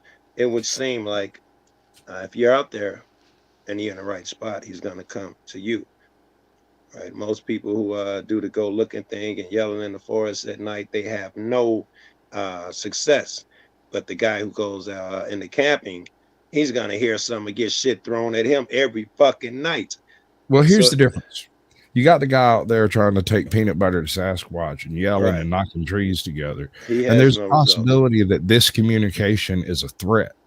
Interesting. Hey, wait a minute before you go on. It's not only possible, it's logical. The only way he survives so long is being adept and skilled at seeing these signs and fleeing them. But he hears you before you hear him. He smell you before you smell him. He see you before you see him. Exactly. The thing that I saw, the individual that I saw, I was walking in a sandy, moist, not wet, but just sandy river, like stream bed. Yeah. I was walking as silently as you possibly could in the area I was in because there were no leaves under me to walk on. It was just sand. So I was able to walk up to within 15 feet of this guy and realize, wait, that's not a bear. You know, because initially I thought it was a bear or a pig or something because he was squatted down. And then he stood up and I was like, holy shit, he's big. Because at the time I was 17 maybe. Right. 18, and I had a rifle with me, and I just kind of took a defensive step backwards, and I never pointed the gun at him because he looked too human to be shooting. Yeah. Does that make sense? It does. And he just looked over his shoulder at me and was like, kind of pissed off, and just walked away. And I walked over to look at his feet, and he was maybe a half size bigger than me. I wear 10 and a half. He was probably 11 and a half. It wasn't gigantic. Yeah, that's interesting. Yeah. So what was it? Skunk ape or I don't know, skunk ape you smelled, according to the what I hear. You smelled them. Smell the fucking smell, dude. Rotten cabbages with urine. See, Like it was skunky. that's And at the very time I descriptive. first saw him, the wind was kind of from behind me. It's hot as hell. It's like 115 degrees in Georgia in Yes, August, yeah. right? God awful hot. Now, why some dude might be out there wearing a fur coat, I have no fucking clue. But that's not for me to Interesting. question. Oh, that's interesting though. No, checks out. It's a modern. I just find it unlikely. Checks out. I still call it my hobo in a fur coat story. Right. I something jumped in the trees. I was out there hunting and I thought I was fearless. I had a pistol in my holster, in a shoulder holster, and I How had you gonna my shoot it? You can't find it. no, and I had my 16 gauge, And and I was out there hunting, looking at stuff on the ground, looking for a rabbit and small game, and something in Right. the trees above me jumped or moved, jumped from place to place or something, and it just shook the trees, popped all the branches, and not like something small. I mean, big crack pop, shit just started falling down and everything. My instinct was not to shoot. My instinct was to run out of the tree line. And when I did, I saw maybe a third of a wing that was bigger. Just a third of the wing was bigger than any bird I've ever heard of. I thought, just a third of that wing, a stork or something big wouldn't even Right. make up the wing. yeah. And I was young, hunting with my old man, about your age, 17 and all that shit. And I was asking him, what the fuck could it be? I think he said we was in Southern Illinois. The biggest bird here was a stork. I'm like, no, man. I'm talking about 12 foot for a wing type shit. I'm talking about really massive shit, Pop. And years later, when I heard about the Thunderbird, they put a map of the most sightings, and it was in that small area in Southern Illinois where I was hunting. I have already removed that one from my show file. I'll have to go dig it up. I think it was either Bob Gilman or possibly Hammerson Peters. I can't remember which one it was. All right. You guys know I got a ghost on my stream live, right? Uh-oh. Right now, I would like to see him. And not only did it was made. Call him over. I want to ask him some questions. Hippie Shake. Was it Hippie Shake that made the video of it, and then Smurf saw it, and then I made a video of it. It's in my clips. And I'm talking, and a ghost dove flies onto the stream above my head, and it's amazing. I used the magic of Sasquatch to summon Joe Cool onto my panel. Do not judge him. Just drop the link. I hear it works like Yeah, that's what I did. Call I up the siren. He popped up. It was like dropping the link, summoned him. I'm not shitting you. Right. I could be having sex. What was that sound? What? Joe, I didn't hear anything. What was that? Someone's calling. The bat signal. It's the cool signal. Right? I'm sure of it. All right, Sasquatch, I got to leave as quick as I came, man. Yeah, baby, I hear you. I appreciate just, you coming by. I got a couple things I still got to do. All right, be easy, and All right. nice Much love, meeting brother. you too, guy. Be easy. Well, that happened. Right on. So now what do we do? Oh, good. I'm going to do this. Let's see.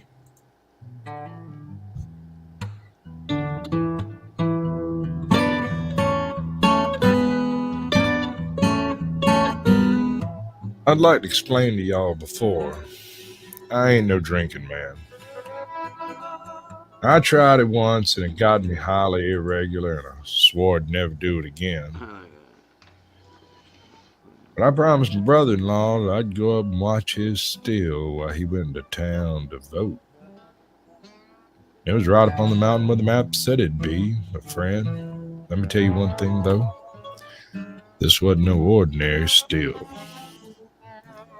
See, it stood up on that mountainside lying, but like a huge golden oak. Oh, and there was God's yellow moon a-shining on a cool, clear evening. God's little lanterns was a twinkling on and off in the heavens. And I explained to you once before, I ain't no drinking man. Temptation got the best. That's good, Carrie. It's all right. Much love, brother. And I took a slash. Man, that yellow whiskey running down my throat like honeydew wine water, and I took another slash. Took another and another and another, and before I knew it, down one whole jug of that mess commenced to get hot flashes. Had goose pimples running up and down my body, and a feeling came over me like something I'd never experienced before. It was like I was in love. In love for the first time. With anything that moved. Animate or inanimate, it didn't matter. It was like there was a great neon sign flashing on and off my brain saying, Sasquatch, there's a great day coming. Because I was drunk. Now, to be clear, now I wasn't no slip sliding, Reggie Young and commode hugging drunk. I was God's own drunk, a fearless man. Friends, that's when I first saw the bear. He was a Kodiak looking fella about 19 feet tall, wandered up on the hill expecting me to do one of two things. Flip a fly, didn't do either one. It hung him up. He started sniffing around my body, trying to smell fear, but he ain't gonna smell no fear because I'm God's own drunk and a fearless man, and it hung him up. He looked me right in my eyes, and my eyes was a whole lot redder than his was, and it hung him up. So I approached him. I said, Mr. Bear, I love every hair on your 27-acre body. And I know you got a lot of friends over there on the other side of the hill. You got old Rare Bear, Tall Bear, Pretty Bear, Kelly, Joe, Relly Bear, Smoky Bear, Smoky Bear, Pokey Bear. I want you to go over tonight. You tell them I'm feeling right. You tell them I love each and every one of them like a brother and a sister. But if they give me any trouble tonight, I'll run every dad blame one of them off of here. Well, he took 2 steps backwards. So hell, didn't know what to think. Neither did I, but being charitable and cautious, I approached him again. I said, Mr. Bear, you know, in the eyes of the Lord, we're both beasts when it comes right down to it. So I'd like you to be my buddy, Buddy Bear. So I took old Buddy Bear by his island-sized paw and I led him over to the still. He's sniffing around that thing because he's smelling something good. I gave him one of them jugs of honeydew wine water. He downed it upright. Looked like a big damn bear in the circus sipping sarsaparilla in the moonlight. Gave him another and another and another. Directly, he commenced to do the bear dance. His 2 sniffs, a snort, a fly turning to grunt. It was so simple, like a jitterbug, it plumb evaded me. And we worked ourselves into a tumultuous uproar, and I was off, tired, and I wandered over to the hillside, and I laid down. I went to sleep. I slept for 10 hours and dreamt me some tremulous dreams. When I woke up, I found God's yellow moon is shining on a cool, clear evening. God's little lantern still twinkling on and off into heaven. But my buddy the bear, he was missing. Yeah. Well, there's something else friend his neighbors. So was that still.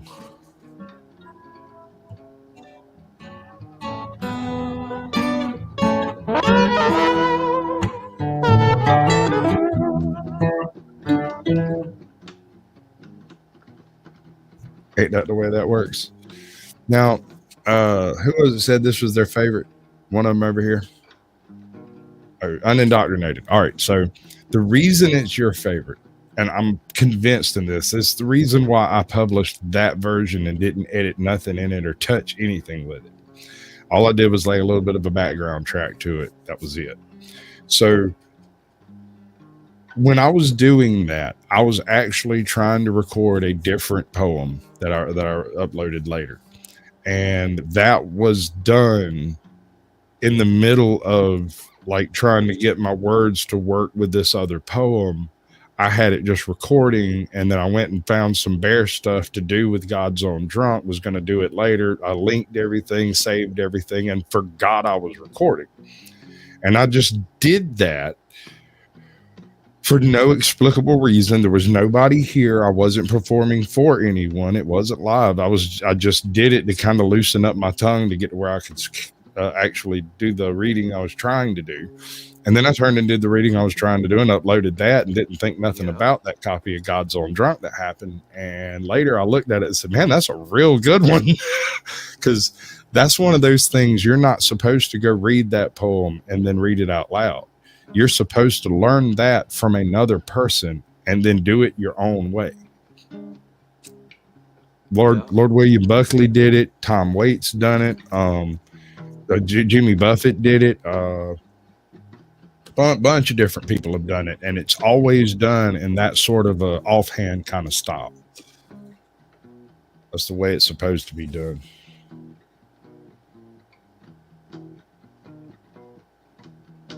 Fan-fucking-tastic. Check this out. Let me see if I can find it. Yep. Which one is it? Which one? Oh, is that it? That's not it. That's not it.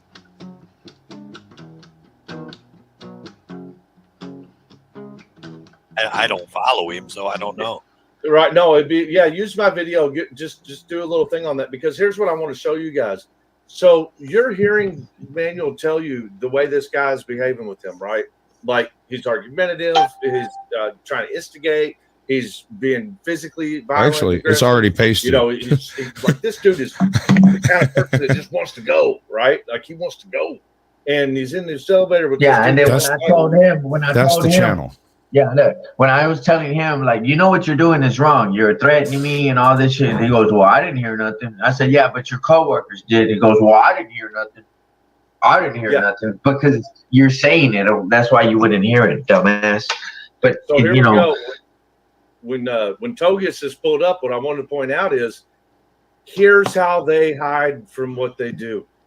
This guy that Daniel's talking about, okay, he's real well known amongst the Fort Worth police as being this super amazing cool guy, because what he does is, like, every Wednesday he posts a clip of him singing a song, right, and then posts it on social media. So like he goes to all the media agencies, like the mainstream, and he asks them to assist him, because what he's saying he's doing is trying to change people's bad opinion, negative outlook on cops. Like he don't want people to think all of us cops are aggressive and rude and, you know, obnoxious with the people that we work with.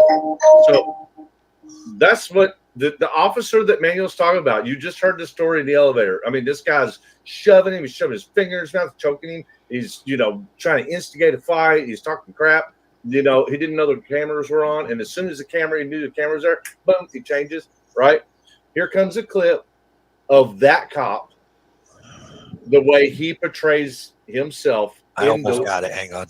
In the name of trying to change people's negative. That's got to be Toe for Life's phone going off. So you know it is, right? This guy. So, like, what a fraud is what I've got to say about that. What a fucking fraud. You know, and they're not rare, like these types of people, these liars, you know, these fraud. You want to talk about frauders? Those are your frauders. This is what this guy portrays himself to be. Ready? Yep. All right. There it is. So they have to work extra hard to make the job look fun. I was out covering a different story. He came up to me, introduced himself, and said, oh, I watch Good Day every day. He's a fan. And he said, you should go check out my Facebook page. I sing every week. And you knew you were doing the story? No. This is before this. I didn't know anything about it. This is how we found out about it. So I was intrigued and went to take a look at his page. How could you resist? And this is fucking horrible. Purple rain. I wanna. It's so bad. It's so bad. He's built a family. I'm not going to subject y'all to that. That's there's no reason to subject you to that.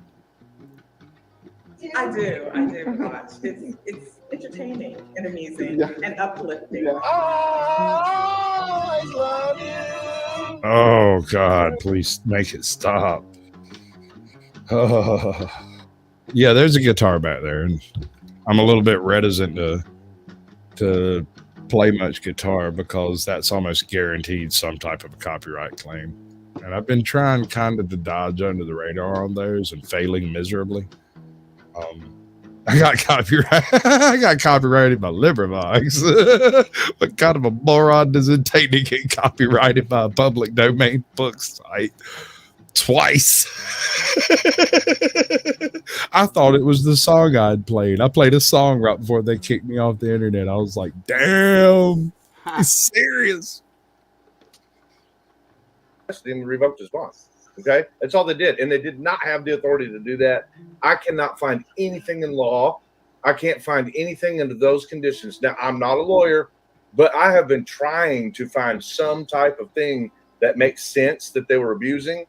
Like, you know how cops will like stretch the truth and utilize a law and make it sound like the over authoritizing. Well, I've been trying to find how they might have been doing that to Manuel, given those circumstances. Not his trial. He's at the courtroom.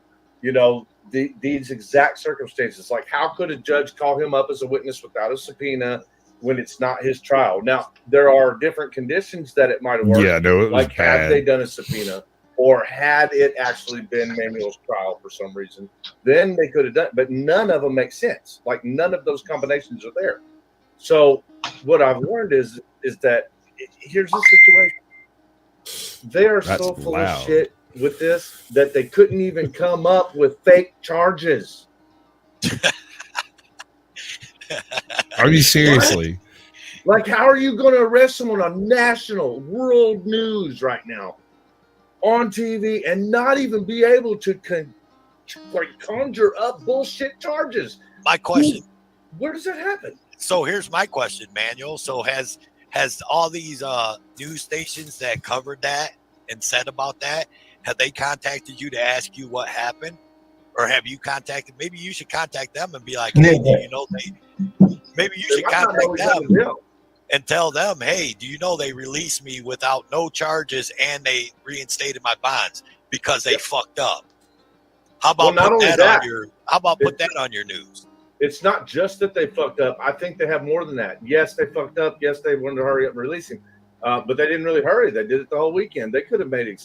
Oh, yeah. They did that. They did that just to let him sit in there and stew. And not only that, but you didn't get out until like 2 in the fucking morning, Manuel. You know what I'm saying? Yeah, like, why'd they let him loose at 2 in the freaking judge morning? Said you were free to go. That's absurd. What's he supposed to do at 2 in the morning? Like I don't even think buses are running. He still didn't get out there until like 2 in the morning. That ain't normal either, guys. Book out takes about 3 hours max. Anyway, so what was I going to say? We don't know. We don't live inside your head. Heavy charges on him, right?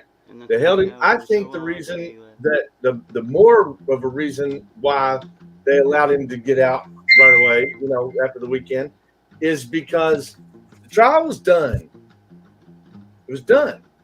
They needed all those activists out of there because it was the minute that everything turned wry was that thing, that clip y'all watched where the people I gotta go, folks. It's been real. It's been fun. I appreciate y'all hanging with me, Morgan. It was good to have you, bud.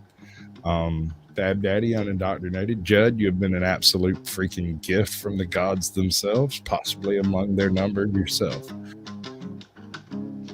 Fab Daddy, unindoctrinated. Who else we got? Russell Sperry, I hadn't managed to say hey to you tonight. I appreciate you coming by. Strictly Strange. Mandatory Carry, all of you. You know I love each and every one of you like a brother and a sister. But if you give me any trouble tonight, I'll run every goddamn one of y'all off this mountain. That's the way that works. Hey, she was a cutie in a sundress. I told her I just had to confess. I got a crush on you, darling. Them long tan legs got me falling.